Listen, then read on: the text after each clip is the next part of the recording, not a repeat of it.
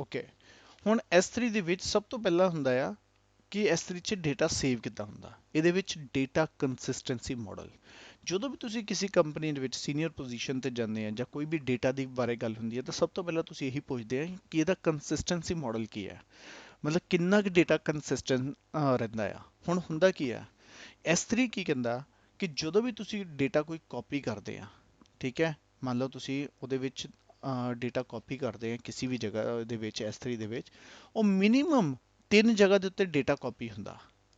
ਹੁਣ ਹੁੰਦਾ ਕੀ ਆ, ਜਦੋਂ 3 ਜਗ੍ਹਾ ਦੇ ਉੱਤੇ ਡੇਟਾ ਕਾਪੀ ਹੁੰਦਾ ਹੈ ਨਾ, ਤਾਂ ਕੰਸਿਸਟੈਂਸੀਜ਼ ਬਹੁਤ ਵੱਡੀ ਪ੍ਰੋਬਲਮ ਹੁੰਦੀ ਆ।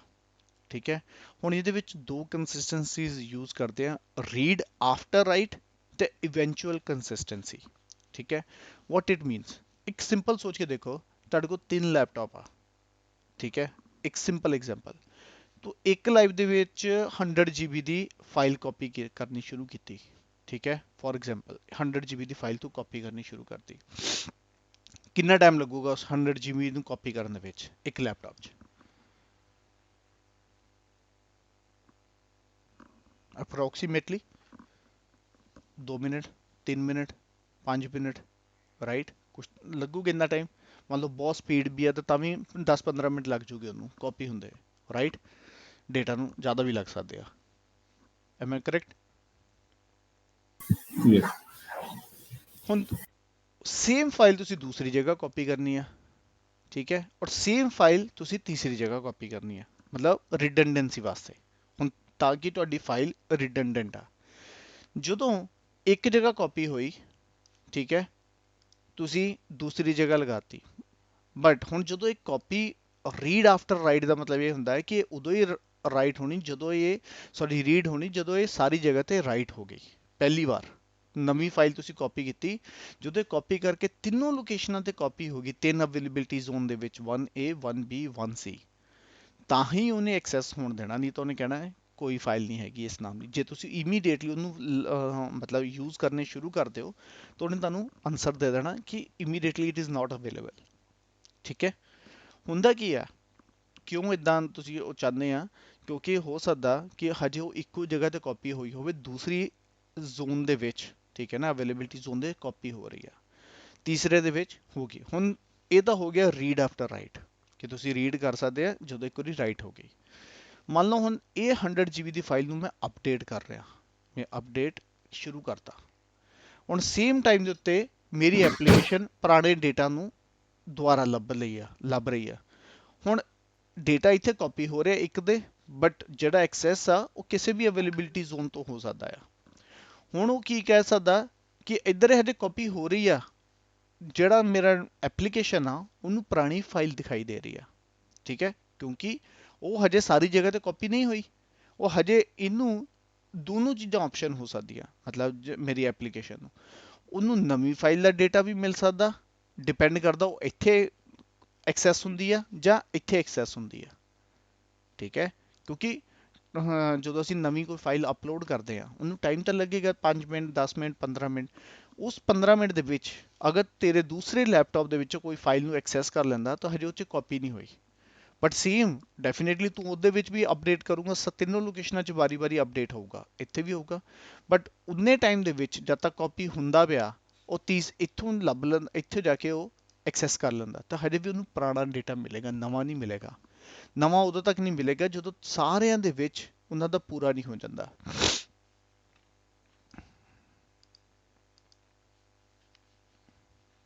ਪਿੱਛੇ ਕਰਾਂ ਬੈਕ,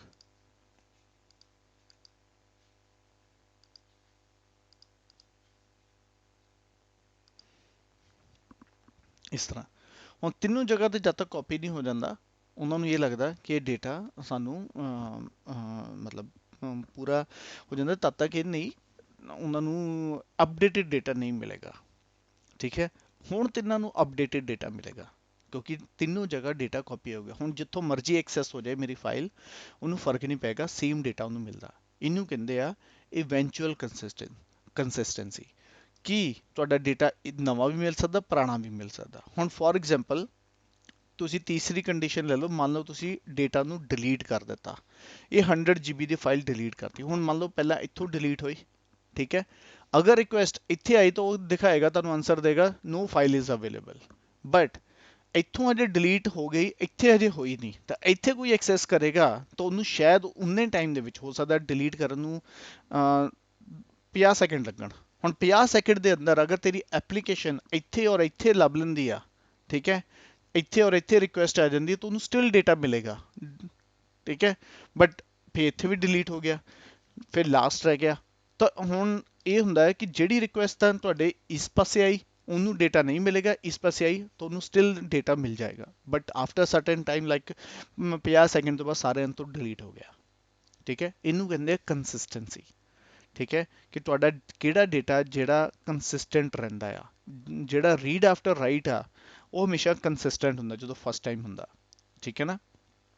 ਫਿਰ ਉਸ ਤੋਂ ਬਾਅਦ ਉਹ ਇਨਕਨਸਿਸਟੈਂਟ ਹੋ ਜਾਂਦਾ, ਇੱਕ ਤਰ੍ਹਾਂ ਦਾ ਇਵੈਂਚੁਅਲ, ਕਿ ਤੁਹਾਨੂੰ ਨਵਾਂ ਵੀ ਮਿਲ ਸਕਦਾ, ਪੁਰਾਣਾ ਵੀ ਮਿਲ ਸਕਦਾ, ਠੀਕ ਹੈ। ਨਾਓ ਅਸੀਂ S3 ਦਾ ਇੱਥੇ ਸ਼ੁਰੂ ਕਰਦੇ ਹਾਂ। ਹੁਣ S3 ਬਹੁਤ ਹੀ ਸਿੰਪਲ ਹੈ, ਜਿੱਦਾਂ ਅਸੀਂ ਗੂਗਲ ਡਰਾਈਵ ਯੂਜ਼ ਕਰਦੇ ਹਾਂ ਸੇਮ ਵੇ ਨਾਲ ਅਸੀਂ S3 ਯੂਜ਼ ਕਰਦੇ ਹਾਂ। Let me come on.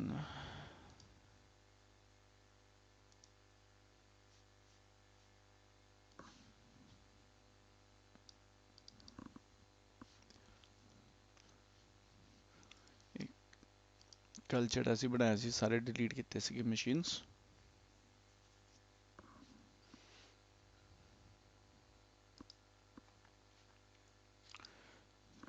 ਹੁਣ ਸੇਮ ਜਿੱਦਾਂ ਗੂਗਲ ਡਰਾਈਵ ਦਾ ਤੁਹਾਡਾ ਅਕਾਊਂਟ ਹੁੰਦਾ ਹੈ, ਤੁਹਾਡੇ 'ਚ AWS ਦਾ ਅਕਾਊਂਟ ਤਾਂ ਆਲਰੇਡੀ ਹੈ। ਹੁਣ ਅਸੀਂ ਕਰਨਾ ਕੀ ਹੈ, ਸਿਰਫ ਉਹਦੇ ਅੰਦਰ ਜਾ ਕੇ S3 ਬਕਟ ਬਣਾਉਣੀ ਹੈ, ਇਹਨੂੰ ਕਹਿੰਦੇ ਆ ਬਕਟ S3 ਦੇ ਵਿੱਚ। ਸਰਵਿਸਿਜ਼, ਅਗਰ ਤੁਸੀਂ ਨੀਚੇ ਆਓ ਤਾਂ ਇੱਥੇ ਇੱਕ ਸਰਵਿਸ ਹੈ S3, ਇਹ ਜਨਰਲੀ ਆਉਂਦੀ ਹੈ ਸਟੋਰੇਜ ਦੇ ਵਿੱਚ। ਅਗਰ ਲੈਫਟ ਸਾਈਡ ਤੇ ਜਾਓਗੇ ਨੀਚੇ ਇਸ ਤੋਂ ਹੋਊਗਾ ਸਟੋਰੇਜ ਸਭ ਤੋਂ ਨੀਚੇ ਆ ਸਟੋਰੇਜ, ਕਲਿੱਕ ਕਰੋ। ਸਟੋਰੇਜ ਦੇ ਅੰਦਰ ਇਹ ਸਾਰੀ ਸਰਵਿਸਿਜ਼ ਆ, ਤਾਂ ਉਹਦੇ ਵਿੱਚੋਂ ਇੱਕ S3 ਸਰਵਿਸ ਵੀ ਆ।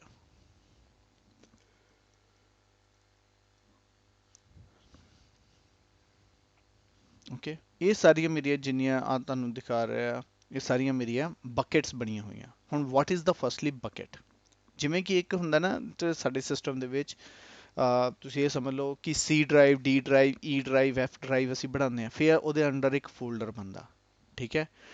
ਹੁਣ ਇਹ ਤੁਸੀਂ ਸਮਝ ਲਓ ਕਿ ਇੱਕ ਤੁਹਾਡੇ ਐਗਜ਼ਾਮਪਲ ਦੇ ਰਿਹਾ ਕਿ C ਡਰਾਈਵ ਆ ਤੁਹਾਡੀ, C ਡਰਾਈਵ, D ਡਰਾਈਵ, ਜਿੱਥੇ ਤੁਸੀਂ ਡੇਟਾ ਕਾਪੀ ਕਰਨਾ, ਠੀਕ ਹੈ। ਇਹਦੇ ਅੰਦਰ ਜਾ ਕੇ ਫੋਲਡਰ ਬਣਨਾ। ਤਾਂ ਹੁਣ ਸਭ ਤੋਂ ਪਹਿਲਾਂ ਅਸੀਂ ਬਕਟ ਬਣਾਉਂਦੇ ਹਾਂ। Let's create a bucket. ਮੈਂ ਬਕਟ ਦਾ ਨਾਮ ਦੇ ਦਿੰਦਾ ਐਕਸਾ ਇਨਫੋਟੈਕ, ਮੈਂ ਆਪਣਾ ਬਕਟ ਦਾ ਨਾਮ ਦਿੰਦਾ। ਕੀ ਮੈਂ ਇੱਥੇ IBM ਵੀ ਦੇ ਸਕਦਾ? IBM, let's try with that. ਮੈਂ ਇੱਥੇ ਨਾਮ ਦਿੱਤਾ IBM, ਮੈਂ ਬਣਾ ਸਕਦਾ, ਠੀਕ ਹੈ। Just let me try and directly create it. ਨਹੀਂ, ਤੁਸੀਂ ਨਹੀਂ ਬਣਾ ਸਕਦੇ, ਇਹ ਨਾਮ ਆਲਰੇਡੀ ਐਗਜ਼ਿਸਟ ਆ। ਹੁਣ ਇਹ ਮੇਰੇ ਤਾਂ ਹੈ ਨਹੀਂ ਗਾ ਐਗਜ਼ਿਸਟ, ਮੈਂ ਤਾਂ ਬਣਾਈ ਨਹੀਂ ਪਹਿਲਾਂ। ਇਹ ਨਾਮ ਜਿਹੜਾ ਤੁਸੀਂ ਇੱਥੇ ਨਾਮ ਦਿੰਦੇ ਆ ਨਾ, ਇਹ ਸਾਰਾ ਗਲੋਬਲ ਨੇਮ ਆ, ਕਿਉਂਕਿ ਇਹ ਇੰਟਰਨੈਟ ਦੇ ਥਰੂ ਅਵੇਲੇਬਲ ਹੁੰਦਾ ਆ ਇਹ ਬਕਟ ਨੇਮ। ਇਸ ਕਰਕੇ ਇਹਦਾ ਨਾਮ, ਜਿਵੇਂ ਕਿ ਤੁਹਾਡਾ ਡੋਮੇਨ ਨੇਮ ਹੁੰਦਾ ਨਾ ਕੰਪਨੀ ਦਾ, google.com, ਐਕਸਾ ਇਨਫੋਟੈਕ, ਅਸੀਂ ਉਹਨੂੰ ਦੁਬਾਰਾ ਨਹੀਂ ਖਰੀਦ ਸਕਦੇ। ਸੇਮ ਵੀ ਇੱਦੀ ਬਕਟ ਨੇਮ ਆ, ਕਿਉਂਕਿ ਇਹ ਵਰਲਡ ਵਾਈਡ ਇੰਟਰਨੈਟ ਦੇ ਉੱਤੇ ਅਵੇਲੇਬਲ ਆ। ਤੇ ਜਿਹੜਾ ਵੀ ਨਾਮ ਤੁਸੀਂ ਇੱਥੇ ਬਣਾਓਗੇ, ਠੀਕ ਹੈ, ਉਹ ਨਾਮ ਵਰਲਡ ਵਾਈਡ ਫ੍ਰੀ ਹੋਣਾ ਚਾਹੀਦਾ। ਜਿੱਦਾਂ ਮੈਂ ਇੱਥੇ ਬਣਾ ਲੈਣਾ ਐਕਸਾ ਇਨਫੋਟੈਕ, ਹੁਣ ਮੈਂ ਦੇਖਦਾ ਇਹ ਆਲਰੇਡੀ ਹੈ ਜਾਂ ਨਹੀਂ ਹੈ, ਇਹਨੂੰ ਦੇਖ ਸਕਦਾ। ਲੈਟਸ ਟਰਾਈ, ਠੀਕ ਹੈ। ਦੂਸਰਾ ਕੀ ਹੈ, block public access setting to this bucket. By default ਪਹਿਲਾਂ ਕੀ ਹੋਣ ਲੱਗ ਪਿਆ ਸੀਗਾ, ਸਾਰੇ S3 ਦੇ ਉੱਤੇ ਪਬਲਿਕਲੀ ਇਹ ਬਾਈ ਡਿਫਾਲਟ ਐਕਸੈਸ ਸੀਗਾ। ਤਾਂ ਬਹੁਤ ਕੰਪਨੀਆਂ ਦਾ ਡੇਟਾ ਇੰਟਰਨੈਟ ਤੇ ਲੀਕ ਹੋ ਗਿਆ, ਉਹ ਡਿਸੇਬਲ ਕਰਨਾ ਭੁੱਲ ਗਏ। ਹੁਣ AWS ਨੇ ਕੀਤਾ, ਇਹਨੂੰ ਰਿਵਰਸ ਕਰਤਾ। ਬਾਈ ਡਿਫਾਲਟ ਸਭ ਕੁਝ ਬਲੌਕ ਰਹੇਗਾ, ਅਗਰ ਤੁਸੀਂ ਅਨਬਲੌਕ ਕਰਨਾ ਤੁਸੀਂ ਕਰ ਲਓ, ਠੀਕ ਹੈ। ਬਕਟ ਵਰਸ਼ਨਿੰਗ ਹੁੰਦੀ ਆ, ਉਹ ਮੈਂ ਤੁਹਾਨੂੰ ਡਿਟੇਲ 'ਚ ਇਸ ਤੋਂ ਬਾਅਦ ਕਰਦੇ ਹਾਂ ਆਪਾਂ। ਤੇ ਇਹ ਡੇਟਾ ਨੂੰ ਤੁਸੀਂ ਐਨਕ੍ਰਿਪਟ ਕਰਨਾ ਜਾਂ ਨਹੀਂ, ਉਹਦੀ ਸੈਟਿੰਗ ਹੈ ਸਰਵਰ ਸਾਈਡ, ਅਗਰ ਐਨਕ੍ਰਿਪਸ਼ਨ ਕਰਨੀ ਹੈ, ਔਰ ਜਸਟ ਕ੍ਰੀਏਟ ਦਾ ਬਕਟ। ਨਾਓ ਲੈਟ ਮੀ ਚੈੱਕ, ਯੈਸ, ਇਹ ਐਕਸਾ ਇਨਫੋਟੈਕ ਦੀ ਬਕਟ ਕ੍ਰੀਏਟ ਹੋ ਗਈ, ਠੀਕ ਹੈ। ਹੁਣ ਕੀ ਹੈ, ਤੁਸੀਂ ਬਕਟ ਤਾਂ ਬਣਾ ਲਈ। ਹੁਣ ਬਕਟ ਕਿਹੜੀ ਜਗ੍ਹਾ ਬਣਾਈ ਹੈ? ਨਾਰਥ ਵਰਜੀਨੀਆ ਦੇ ਵਿੱਚ, ਆ ਦੇਖੋ ਇੱਥੇ, ਠੀਕ ਹੈ। Bucket and objects are objects not public, ਇਹ ਪਬਲਿਕ ਨਹੀਂ ਆ। ठीक है। दूसरी एक बकेट मैं अगर बनाने की कोशिश करा, फॉर एग्जांपल मैं बनाना एक्सा इन्फोटेक कुछ भी बैच 1 ऐसे लेके चलदा। ਹੁਣ ਇੱਥੇ ਮੈਂ ਬਣਾਣੀ ਹੈ ਮੁੰਬਈ ਦੇ ਵਿੱਚ, ਤੇ ਤੁਸੀਂ ਇੱਥੇ ਸਿਲੈਕਟ ਕਰ ਸਕਦੇ ਕਿੱਥੇ ਕਿੱਥੇ ਬਣਾਉਣਾ, ਕਿੱਥੇ ਆਪਣੀ ਬਕਟ ਬਣਾਉਣਾ ਚਾਹੁੰਦੇ। ਮੈਂ ਮੁੰਬਈ ਸਿਲੈਕਟ ਕਰ ਲਓ ਅਗਰ ਮੁੰਬਈ 'ਚ ਬਣਾਉਣਾ ਚਾਹੁੰਦੇ ਹੋ। ਠੀਕ ਹੈ। ਹੁਣ ਸੇਮ ਤੁਹਾਡੇ ਉੱਤੇ ਡਿਪੈਂਡ ਕਰਦਾ ਤੁਸੀਂ ਇਹਨੂੰ ਪਬਲਿਕ ਐਕਸੈਸ ਦੇਣਾ ਨਹੀਂ ਦੇਣਾ। ਠੀਕ ਹੈ। ਇਹਨੂੰ ਇਨਕ੍ਰਿਪਟ ਬਾਈ ਡਿਫਾਲਟ ਇਨਕ੍ਰਿਪਟ ਕਰਨਾ ਨਹੀਂ ਕਰਨਾ। ਇੱਕ ਹੋਰ ਆਪਸ਼ਨ ਹੁੰਦੀ ਹੈ object lock, storing object using ਏ ਰਾਈਟ ਵਨਸ ਰੀਡ ਮੈਨੀ। ਹੁਣ ਇਸ ਚੀਜ਼ ਦਾ ਕੀ ਆ, ਇਹਨੂੰ ਕਹਿੰਦੇ ਵਾਰਮ। ਬਹੁਤ ਇੰਪੋਰਟੈਂਟ ਆ, ਸਮ ਟਾਈਮ ਕੁਐਸਚਨ ਆਉਂਦਾ ਹੁੰਦਾ ਐਗਜ਼ਾਮ ਦੇ ਵਿੱਚ, ਐਗਜ਼ਾਮ ਕਹ ਲਓ ਜਾਂ ਇੰਟਰਵਿਊ ਦੇ ਵਿੱਚ, ਕਿ ਕੁਝ ਯੂਜ਼ ਕੇਸਿਸ ਐਸੇ ਹੁੰਦੇ ਆ ਜਿੱਥੇ ਤੁਸੀਂ ਡੇਟਾ ਇੱਕ ਵਾਰੀ ਕਾਪੀ ਕਰ ਦਿੰਦੇ ਆ, ਤੁਸੀਂ ਚਾਹੁੰਦੇ ਹੋ ਉਹ ਚੇਂਜ ਨਾ ਹੋਵੇ, ਰੀਡ ਜਿੰਨੀ ਵਾਰ ਮਰਜ਼ੀ ਹੋ ਜਾਏ ਪਰ ਰਾਈਟ ਉਹਦੇ ਵਿੱਚ ਉਹਨੂੰ ਕੋਈ ਐਡਿਟ ਨਾ ਕਰ ਸਕੇ। ਠੀਕ ਹੈ। ਉਹਨੂੰ ਕਹਿੰਦੇ ਵਾਰਮ, ਰਾਈਟ ਵਨਸ ਰੀਡ ਮੈਨੀ। ਅਗਰ ਤੁਸੀਂ ਉਹ ਕਰਨਾ ਚਾਹੁੰਦੇ ਹੋ ਇਸ ਬਕਟ ਨੂੰ, ਤਾਂ ਇਹਨੂੰ ਅਨੇਬਲ ਕਰ ਦਿਓ। ਇਹਦੇ ਵਿੱਚ ਜਿਹੜਾ ਹੋਊਗਾ ਨਾ enabling object lock will permanent allow objects in this bucket to be locked। ਉਹ ਜਦੋਂ ਇੱਕ ਵਾਰੀ ਉਹਦੇ ਚਲ ਗਿਆ ਉਹ ਲੌਕ ਹੋ ਜਾਏਗਾ, ਉਹ ਦੁਬਾਰਾ ਚੇਂਜ ਨਹੀਂ ਹੋਏਗਾ। ਠੀਕ ਹੈ। ਆ ਕ੍ਰੀਏਟ ਕਰਦਾ ਬਕਟ, ਹੁਣ ਇਹਨੇ ਐਰਰ ਦਊਗਾ ਸ਼ਾਇਦ, ਨਹੀਂ ਬਣ ਗਿਆ ਹਾਈਫਨ ਓਕੇ ਅਲਾਉਡ ਹੈ। ਕੁਝ ਚੀਜ਼ਾਂ ਇਹਦੇ ਵਿੱਚ ਅਲਾਉਡ ਨਹੀਂ ਹੁੰਦੀਆਂ, ਮੈਂ ਤੁਹਾਨੂੰ ਇਹ ਵੀ ਦੱਸ ਦਵਾਂ, ਜਿਵੇਂ ਕਿ ਤੁਸੀਂ ਕੈਪੀਟਲ ਨੇਮ ਦੇ ਦਿੰਦੇ ਆ। ਇੱਥੇ ਅਗਰ ਤੁਸੀਂ ਕੈਪੀਟਲ ਮੈਂ ਦੇ ਦਵਾਂ टेक 1 2 3 कुछ भी नाम देता, अगर इनमें ट्राई करा तो देता bucket name must be contain upper case, does not must not contain the upper case. ठीक है। ਤੁਹਾਡੇ ਸਾਰੇ ਜਿਹੜੇ ਆ ਸਮਾਲ ਕੇਸ ਹੋਣੇ ਚਾਹੀਦੇ ਆ। ਕਲੀਅਰ। ਤਾਂ ਇਸ ਤਰ੍ਹਾਂ ਤੁਸੀਂ ਬਕਟ ਬਣਾ ਸਕਦੇ ਆ। ਹੁਣ ਬਕਟ ਇਟਸੈਲਫ ਦੇ ਵਿੱਚ ਕੁਝ ਨਹੀਂ ਹੈਗਾ। ਹੁਣ ਜਿਵੇਂ ਕਿ ਅਸੀਂ ਐਕਸਾ ਇਨਫੋਟੈਕ ਦੀ ਬਕਟ ਬਣਾਈ, ਮੈਂ ਕਲਿੱਕ ਕਰਦਾ, ਦੇਖੋ ਇਹਦੇ ਅੰਦਰ ਕੁਝ ਨਹੀਂ ਹੈਗਾ। ਠੀਕ ਹੈ। ਅਗਰ ਤੁਸੀਂ ਇਹਦੇ ਚ ਪ੍ਰੋਪਰਟੀਜ਼ ਹੈ ਇਹਦੀਆਂ ਇਸ ਬਕਟ ਦੀਆਂ, ਠੀਕ ਹੈ, ਪਰਮਿਸ਼ਨ ਮੈਨੇਜਮੈਂਟ ਐਕਸੈਸ ਪੁਆਇੰਟਸ, ਇਹ ਸਾਰੇ ਇਹਦੇ ਡਿਫਰੈਂਟ ਫੀਚਰਸ ਆ। ਹੁਣ ਅਸੀਂ ਸਟਾਰਟ ਕਰਦੇ ਹਾਂ ਪਹਿਲਾਂ ਆਬਜੈਕਟਸ ਤੋਂ। ਹੁਣ ਆਬਜੈਕਟਸ ਦਾ ਮਤਲਬ ਕੀ ਹੈ, ਤੁਸੀਂ ਇਹਦੇ ਅੰਦਰ ਫੋਲਡਰ ਜਾਂ ਫਾਈਲਸ ਕਾਪੀ ਕਰਨੀਆਂ। ਜਿੱਦਾਂ ਮੈਂ ਤੁਹਾਨੂੰ ਦੱਸਿਆ ਕਿ ਤੁਸੀਂ ਮੰਨ ਲਓ ਆਪਣੇ ਲੈਪਟਾਪ ਵਿੱਚ ਸੀ ਡਰਾਈਵ ਡੀ ਡਰਾਈਵ ਆ, ਹੁਣ ਉਹਦੇ ਅੰਦਰ ਕੀ ਹੁੰਦਾ ਆ, ਤੁਸੀਂ ਫੋਲਡਰ ਜਾਂ ਉਹ ਬਣਾਉਂਦੇ ਆ। ਹੁਣ ਅਸੀਂ ਇੱਥੇ ਕ੍ਰੀਏਟ ਫੋਲਡਰ ਮੈਂ ਕਰਾਂ, ਮੈਂ ਇੱਥੇ ਨਾਮ ਦੇ ਦਿੰਦਾ ਡੇਟਾ। ਇੱਥੇ ਤੁਸੀਂ ਜੋ ਮਰਜ਼ੀ ਦਿਓ। ਅਗਰ ਉਹਨੂੰ ਫੋਲਡਰ ਨੂੰ ਇਨਕ੍ਰਿਪਟ ਕਰਨਾ ਤਾਂ ਇਨਕ੍ਰਿਪਸ਼ਨ ਸਰਵਰ ਸਾਈਡ ਇਨਕ੍ਰਿਪਸ਼ਨ ਤੁਸੀਂ ਕਰ ਸਕਦੇ ਆ SSE S3। ਠੀਕ ਹੈ। ਅਗਰ ਡੇਟਾ ਸਾਰਾ ਇਨਕ੍ਰਿਪਟ ਕਰਨਾ ਚਾਹੁੰਦੇ ਆ, ਬਟ ਅਸੀਂ ਰਾਈਟ ਨਾਓ ਐਸੇ ਰੱਖਦੇ। ਮੈਂ ਇੱਕ ਫੋਲਡਰ ਬਣਾ ਲਿਆ ਡੇਟਾ, ਮੈਂ ਫੋਲਡਰ ਦੇ ਅੰਦਰ ਜਾ ਕੇ ਵੀ ਫਾਈਲਸ ਨੂੰ ਕਾਪੀ ਕਰਦਾ, ਜਿੱਦਾਂ ਅਸੀਂ ਮੈਨੇਜਮੈਂਟ ਕਰੀ ਦੀ ਨਾ ਆਪਣੇ ਡਰਾਈਵ ਦੇ ਉੱਤੇ, ਕਿ ਨਹੀਂ ਅਸੀਂ ਫੋਲਡਰ ਬਣਾਵਾਂਗੇ, ਫੋਲਡਰ ਦੇ ਅੰਦਰ ਮੈਂ ਫਾਈਲਸ ਰੱਖੂੰਗਾ, ਬਾਹਰ ਨਹੀਂ ਰੱਖੂੰਗਾ। ਇਦਾਂ ਵੀ ਤੁਸੀਂ ਵੀ ਕਰ ਸਕਦੇ ਹੋ। ਨਹੀਂ ਤਾਂ ਅਗਰ ਤੁਸੀਂ ਸਿੱਧਾ ਫਾਈਲਸ ਨੂੰ ਕਾਪੀ ਕਰਨਾ ਚਾਹੁੰਦੇ, ਜਿੱਦਾਂ ਮੈਂ ਅਪਲੋਡ ਕਰਾਂ ਐਡ ਫਾਈਲਸ, ਤੁਹਾਡੇ ਲੈਪਟਾਪ ਚੋਂ ਮੰਨ ਲਓ ਕੋਈ ਵੀ ਮੈਂ ਅਪਲੋਡ ਆਪਣੀ ਫਾਈਲਸ ਨੂੰ ਕੁਝ ਕਰਨਾ ਚਾਹੁੰਦਾ, ਤਾਂ ਮੈਂ ਇੱਥੋਂ ਅਪਲੋਡ ਕਰ ਦੇਣਾ। ਲੈਟਸ ਸੀ,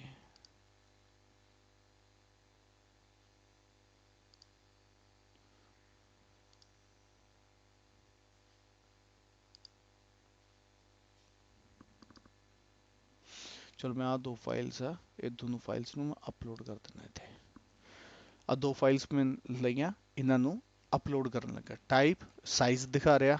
ਠੀਕ ਹੈ। ਤੇ ਡੈਸਟੀਨੇਸ਼ਨ S3, ਆ ਤੁਹਾਡੀ ਇੱਕ ਤਰ੍ਹਾਂ ਦੀ ਉਹਦੀ ਲੋਕੇਸ਼ਨ ਬਣ ਗਈ, S3://exainfotech, ਜਿੱਥੇ ਕਾਪੀ ਹੋਏਗਾ। ਠੀਕ ਹੈ। ਤੇ ਅਪਲੋਡ ਕਰਤਾ, ਪੈਂਡਿੰਗ ਸਕਸੀਡ ਕਲੋਜ਼। ਹੁਣ ਤੁਸੀਂ ਦੇਖੋਗੇ ਦੋ ਫਾਈਲਸ ਹੋ ਗਈਆਂ, ਇੱਕ ਫੋਲਡਰ ਅਸੀਂ ਇੱਥੇ ਕ੍ਰੀਏਟ ਕਰਤਾ। ਹੁਣ ਅਗਰ ਮੈਂ ਫਾਈਲ ਦੇ ਉੱਤੇ ਕਲਿੱਕ ਕਰਦਾ, ਆ PHP ਫਾਈਲ ਹੈ connect.php, ਅਗਰ ਮੈਨੂੰ ਕਾਪੀ ਕਰਦਾ ਉਹਨੇ ਇਹਦੇ ਤੇ ਕਲਿੱਕ ਕਰਦਾ ਫਾਈਲ ਦੇ ਉੱਤੇ। ਹੁਣ ਤੁਸੀਂ ਫਾਈਲ ਬਾਰੇ ਥੋੜਾ ਹੋਰ ਜਾਣ ਲਓ। ਹੁਣ ਤੁਹਾਡਾ ਲੋਕੇਸ਼ਨ ਕਿਸ ਤਰ੍ਹਾਂ ਬਣਿਆ ਹੈ ਸਭ ਕੁਝ, ਤੁਸੀਂ ਪਹਿਲਾਂ ਇੱਕ ਕ੍ਰੀਏਟ ਕੀਤੀ ਬਕਟ। ਠੀਕ ਹੈ।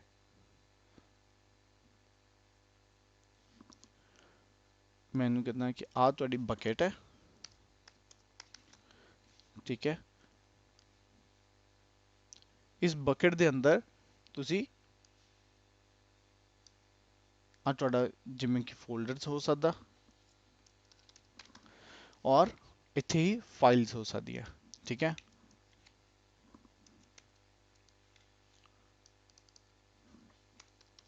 ਫਾਈਲ 1, ਫਾਈਲ 2, ਜਿੰਨੀਆਂ ਤੁਸੀਂ ਮਰਜ਼ੀ ਇਹਦੇ ਵਿੱਚ ਬਣਾਈ ਜਾਓ ਇੱਥੇ ਹੁਣ ਆ ਬਕਟ ਦੇ ਅੰਦਰ। ਠੀਕ ਹੈ, ਹੁਣ ਸਾਡਾ ਬਕਟ ਨੇਮ ਕੀ ਬਣਾਇਆ ਸੀ, ਐਕਸਾ ਇਨਫੋਟੈਕ, ਉਹਦੇ ਅੰਦਰ ਤੁਸੀਂ ਜਿਹੜੀਆਂ ਫਾਈਲ ਬਣਾਈਆਂ, ਬਕਟ ਦਾ ਨੇਮ ਹੋ ਗਿਆ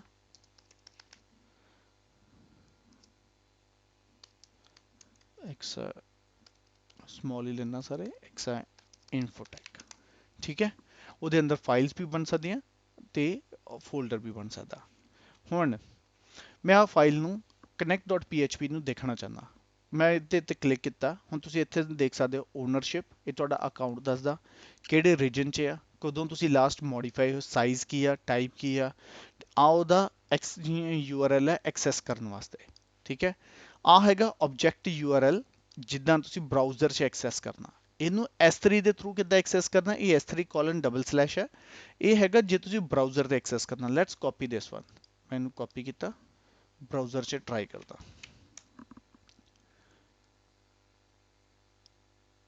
ਐਰਰ ਆ ਗਿਆ, ਇਹ ਕੀ ਕਹਿੰਦਾ, ਐਕਸੈਸ ਡਿਨਾਈਡ। ਬਾਈ ਡਿਫਾਲਟ ਕੋਈ ਵੀ ਆਬਜੈਕਟ ਇੰਟਰਨੈਟ ਤੇ ਡਾਇਰੈਕਟਲੀ ਐਕਸੈਸਿਬਲ ਨਹੀਂ ਹੈ। ਠੀਕ ਹੈ, ਹੁਣ ਅਸੀਂ ਇਹ ਕਿਸ ਤਰ੍ਹਾਂ, ਕਿਉਂਕਿ ਅਸੀਂ ਸ਼ੁਰੂ ਦੇ ਵਿੱਚ ਮੈਂ ਤੁਹਾਨੂੰ ਦਿਖਾਉਂਦਾ ਕਿ ਅਸੀਂ ਇਹ ਡਿਸੇਬਲ ਕੀਤਾ ਸੀ, ਪਬਲਿਕਲੀ ਕੁਝ ਵੀ ਐਕਸੈਸਿਬਲ ਨਹੀਂ ਹੋਏਗਾ। ਤੇ ਅਗਰ ਮੈਂ ਆਪਣੇ ਇਹਦੇ ਵਿੱਚ ਆਉਣਾ, ਹਾਂ ਬਕਟ ਦੇ ਵਿੱਚ, ਤਾਂ ਮੈਂ ਪਰਮਿਸ਼ਨਸ ਤੇ ਜਾ ਕੇ ਐਡਿਟ ਕਰਦਾ, ਬਲੌਕ ਪਬਲਿਕ ਐਕਸੈਸ, ਮੈਂ ਇਹਨੂੰ ਅਨਬਲੌਕ ਕਰ ਦਿੱਤਾ, ਬਲੌਕ ਆਲ ਪਬਲਿਕ ਐਕਸੈਸ ਨੂੰ ਅਨਬਲੌਕ ਕੀਤਾ ਤੇ ਸੇਵ ਚੇਂਜਸ ਕੀਤੀਆਂ ਤੇ ਕਨਫਰਮ ਕੀਤਾ।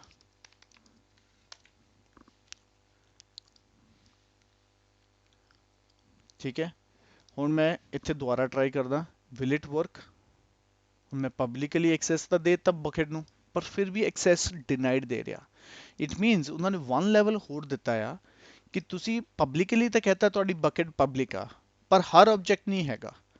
ਆਬਜੈਕਟ ਲੈਵਲ ਦੇ ਉੱਤੇ ਤੁਸੀਂ ਜਾ ਕੇ ਉਹਨੂੰ ਐਕਸ਼ਨ ਐਂਡ ਮੇਕ ਪਬਲਿਕ ਕਰਨਾ ਪੈਂਦਾ ਆ। ਠੀਕ ਹੈ,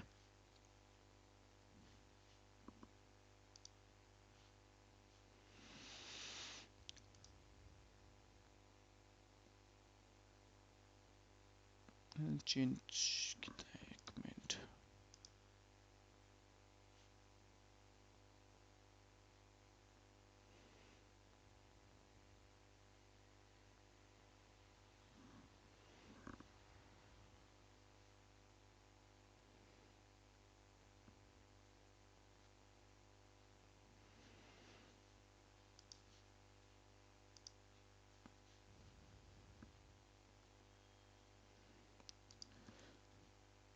They have recently added few more things. एक minute. Permission. This bucket has on enforce settings applied for the object ownership.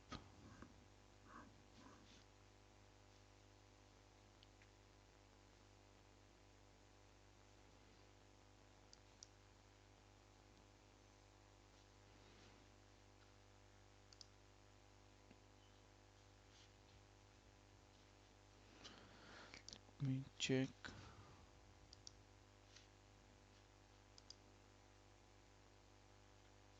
ठीक है, मैंने ਦੱਸਦਾ। ठीक है, ਹੁਣ ਇਹਨੂੰ access let me try if it is working.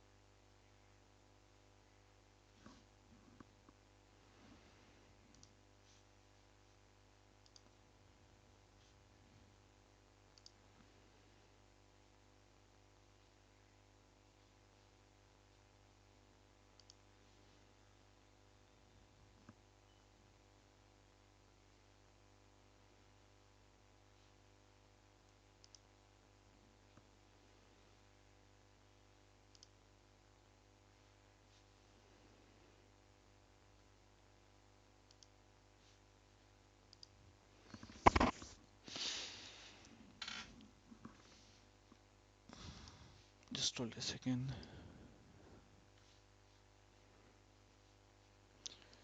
ਬਹੁਤ ਸਾਰੀਆਂ ਚੀਜ਼ਾਂ ਚੇਂਜ ਹੁੰਦੀਆਂ ਰਹਿੰਦੀ ਜਦੋਂ ਨਵਾਂ ਦੇਖੋ, new options Wha- they are always giving. Yes, now it is enabled. Make public via ACL। ਹੁਣ ਤੁਸੀਂ ਇੱਥੇ ਕਲਿੱਕ ਕਰੋਗੇ ਤਾਂ ਇਸ ਪਾਰਟਿਕੂਲਰ ਫਾਈਲ ਨੂੰ ਪਬਲਿਕ ਕਰ ਸਕਦੇ ਆ, ਮੇਕ ਪਬਲਿਕ।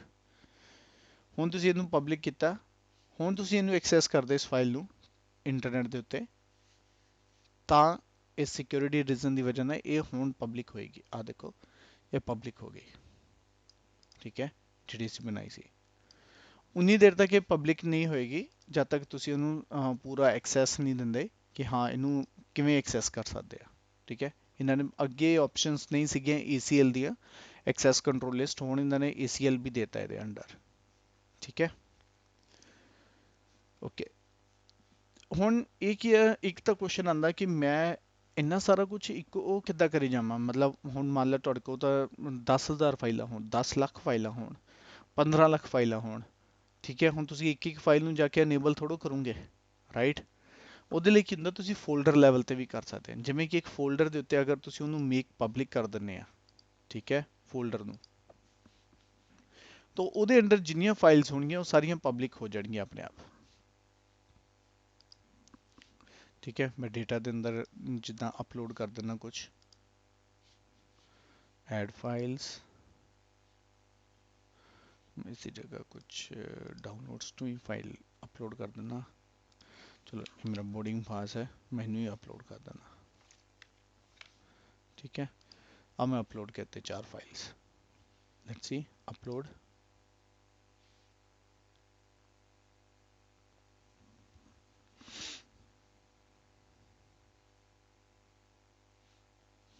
ਹੁਣ देखो मैं इधर क्लिक किया बोर्डिंग पास ते, ठीक है। आज दा URL बन गया। Let's me click over this,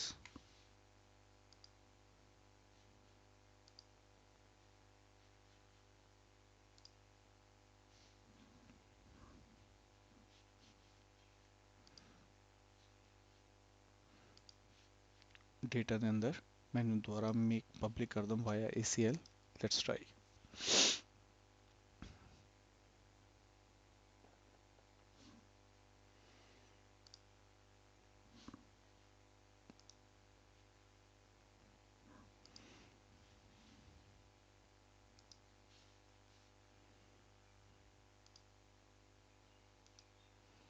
see here, ਹੁਣ ਤੁਹਾਨੂੰ ਇੱਕ ਇੱਕ ਫਾਈਲ ਨੂੰ ਜਾ ਕੇ ਕਰਨ ਦੀ ਲੋੜ ਨਹੀਂ। ਤੁਸੀਂ ਉਹਦੇ ਫੋਲਡਰ 'ਚ ਜਦੋਂ ਵੀ ਗਿਆ ਉਹਨੂੰ ਤੁਸੀਂ ਮੇਕ ਪਬਲਿਕ ਕੀਤਾ ਤਾਂ ਉਹ ਸਾਰੀਆਂ ਫਾਈਲਸ ਆਟੋਮੈਟਿਕਲੀ ਪਬਲਿਕ ਹੋਣੀਆਂ ਸ਼ੁਰੂ ਹੋ ਗਈਆਂ। ਈਵਨ ਕਿ ਤੁਸੀਂ ਦੂਸਰੀ ਫਾਈਲ ਦੇ ਉੱਤੇ ਕਲਿੱਕ ਕਰ ਲਓ, ਠੀਕ ਹੈ।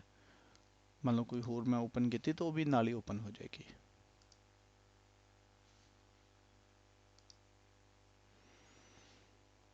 ਠੀਕ ਹੈ। ਹੁਣ ਇਹ ਬੈਨੀਫਿਟ ਹੈ ਤੁਸੀਂ ਅਗਰ ਫੋਲਡਰ ਦੇ ਹਿਸਾਬ ਨਾਲ ਸਾਰੀ ਚੀਜ਼ਾਂ ਨੂੰ ਮੈਨੇਜ ਕਰਦੇ ਹੋ, ਠੀਕ ਹੈ। ਹੁਣ ਅਸੀਂ ਆਬਜੈਕਟਸ ਦੇਖ ਲਏ। ਆਬਜੈਕਟਸ ਦੇ ਵਿੱਚ ਜਦੋਂ ਅਸੀਂ ਪਾਰਟਿਕੂਲਰ ਕਿਸੇ ਵੀ ਆਬਜੈਕਟ ਤੇ ਕਲਿੱਕ ਕਰਦੇ ਆ, ਠੀਕ ਹੈ। ਹੁਣ ਇਹਦੇ ਬਾਰੇ ਥੋੜੀ ਹੋਰ ਡਿਟੇਲ ਲੈ ਲਈਏ, ਨੀਚੇ ਆ ਜਾਓ। ਇਹਨੂੰ ਕਹਿੰਦੇ ਆ ਨੇਮ ਆਫ ਦਾ ਆਬਜੈਕਟ, ਠੀਕ ਹੈ ਨਾ। ਤੁਸੀਂ ਇਸ ਆਬਜੈਕਟ ਦਾ ਨੇਮ ਕੀ ਰੱਖਿਆ ਹੋਇਆ ਆ, connect.php, ਠੀਕ ਹੈ। ਇਹ ਕਿੱਥੇ ਸਟੋਰਡ ਹੋਇਆ, ਸਟੈਂਡਰਡ ਸਟੋਰੇਜ ਤੇ। ਹੁਣ ਇਹਦੇ ਬਾਰੇ ਅਸੀਂ ਹੋਰ ਥੋੜੀ ਡਿਟੇਲ 'ਚ ਗੱਲ ਕਰਾਂਗੇ। ਫਿਰ ਐਨਕ੍ਰਿਪਸ਼ਨ ਹੈਗੀ ਹੈ ਜਾਂ ਨਹੀਂ ਹੈਗੀ ਆ। ਫਿਰ ਉਹਦਾ ਹੈਗਾ ਮੈਟਾ ਡੇਟਾ, ਠੀਕ ਹੈ। ਮੈਟਾ ਡੇਟਾ ਕੀ ਹੁੰਦਾ ਆ ਕਿ ਉਸ ਉਹਦੇ ਬਾਰੇ ਕਿ ਕਿਸ ਤਰ੍ਹਾਂ ਦਾ ਕੰਟੈਂਟ ਟਾਈਪ ਆ, ਹੋਰ ਕਈ ਇਨਫੋਰਮੇਸ਼ਨਸ ਇਹਦੇ ਬਾਰੇ ਤੁਸੀਂ ਦੇਖ ਸਕਦੇ ਆ। ਹੁਣ ਮੈਂ ਇਹਦੇ ਤੇ ਕਲਿੱਕ ਕਰਦਾ,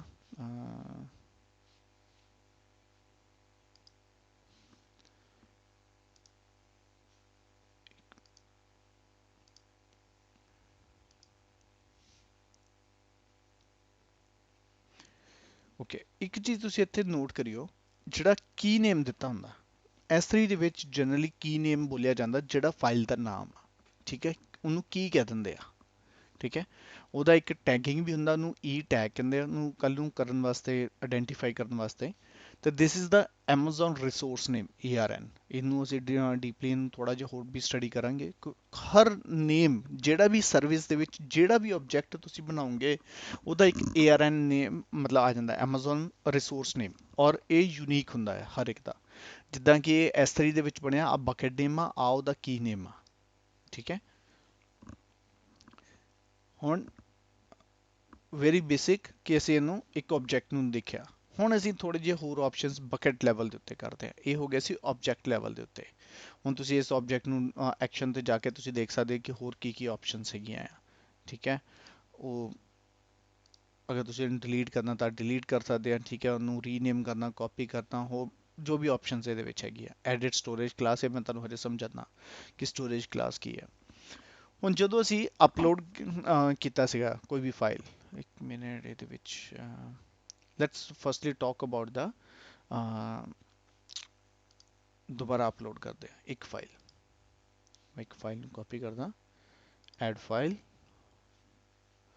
ਕੋਈ ਵੀ ਡਾਊਨਲੋਡਸ ਦੇ ਵਿੱਚੋਂ ਮੈਂ ਇੱਕ ਅਪੋਲੋ ਫਾਈਲ ਚੱਕਿਆ। ਹੁਣ ਮੈਂ ਅਪਲੋਡ ਕਰਨ ਤੋਂ ਪਹਿਲਾਂ ਨੀਚੇ ਆਉਣਾ, ਪ੍ਰੋਪਰਟੀਜ਼ ਦੇ ਵਿੱਚ ਗਿਆ। ਹੁਣ ਤੁਸੀਂ ਇੱਥੇ ਪ੍ਰੋਪਰਟੀਜ਼ 'ਚ ਦੇਖੋਗੇ ਇੱਥੇ ਬਹੁਤ ਡਿਫਰੈਂਟ ਤਰ੍ਹਾਂ ਦੀ ਸਟੋਰੇਜ ਕਲਾਸ ਦਿੱਤੀ ਹੋਆ। ਹੁਣ ਇਹ ਕਲਾਸ ਕੀ ਹੈ? ਹੁਣ ਆਪਾਂ ਇੱਥੋਂ ਸ਼ੁਰੂ ਕਰਦੇ ਹਾਂ। ਇਹ ਕਲਾਸ ਦਾ ਕੀ ਮਤਲਬ ਆ? ਇਹ ਪੂਰਾ ਪੇਜ ਵੱਡਾ ਹੋ ਸਕਦਾ ਜਾਂ ਨਹੀਂ? ਨਹੀਂ, ਮੈਂ ਇਹਦੇ ਵਿੱਚ ਆਉਣਾ ਤਾਂ ਕਿ ਪੂਰੇ ਪੇਜ ਤੇ ਤੁਹਾਨੂੰ ਦਿਖਾ ਸਕਾਂ, ਇੱਕੋ ਪੇਜ ਦੇ ਵਿੱਚ ਸਾਰਾ ਕੁਝ ਆ ਜਾਏ।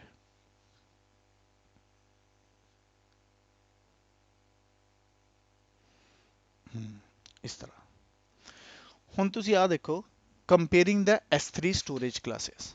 ਪਹਿਲੀ ਸਟੋਰੇਜ ਕਲਾਸ ਕਿਹੜੀ ਹੈ? S3 standard. ਠੀਕ ਹੈ, S3 ਸਟੈਂਡਰਡ ਡਿਜ਼ਾਈਨਡ ਫॉर।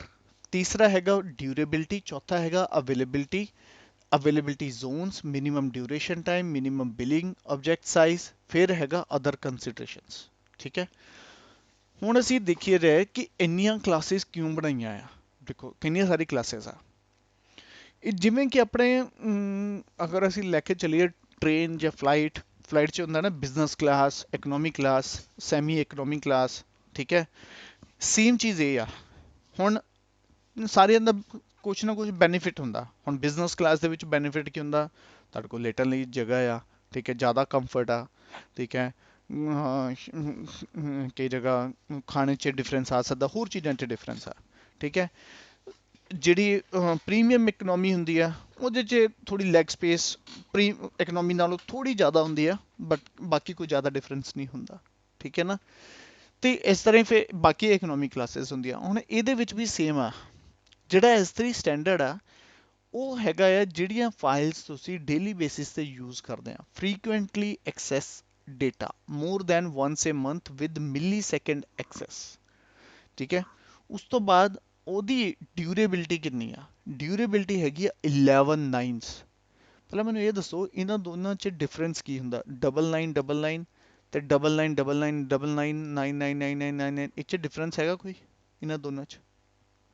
ਜਾਂ ਇਹਨਾਂ ਦੋਨਾਂ 'ਚ 99.9 ਤੇ 99.99 ਇਹਨਾਂ 'ਚ ਕੀ ਡਿਫਰੈਂਸ ਆਪਸ 'ਚ? ਆ 99.5 ਇਹਨਾਂ ਸਾਰਿਆਂ 'ਚ ਡਿਫਰੈਂਸ ਹੈ ਕੋਈ? ਕੀ ਲੱਗ ਰਿਹਾ? 99.9 means 99.90, 99.99 means 99.99। हाँ, बट डिफरेंस की है? ਇਹ ਤਾਂ ਦੱਸ डिफरेंस ਦਿੱਤਾ। डिफरेंस ये है कि 90 है उतनी परसेंटेज ऑफ मेरी जो जो प्रोबेबिलिटी है एक्सेस की, ड्यूरेबिलिटी जो है मेरा 99.90 है ड्यूरेबिलिटी उसकी। तो पॉइंट जो 10 है परसेंट है मेरा लॉस होने मतलब ड्यूरेबिलिटी नहीं है। तो उस केस में से मेरे पॉइंट 0.01 है। ਇੰਨਿਆਂ ਦੇ ਵਿੱਚ ਕਿੰਨੇ ਘੰਟਿਆਂ ਦਾ ਫਰਕ ਪੈਂਦਾ? You can understand. ਅਗਰ ਮੈਂ 99.99 ਦੇ ਰਿਹਾ, 95 ਦੇ ਰਿਹਾ ਜਾਂ 19 ਦੇ ਰਿਹਾ ਤੇ ਕਿੰਨੇ ਘੰਟਿਆਂ ਦਾ ਫਰਕ ਪੈਂਦਾ?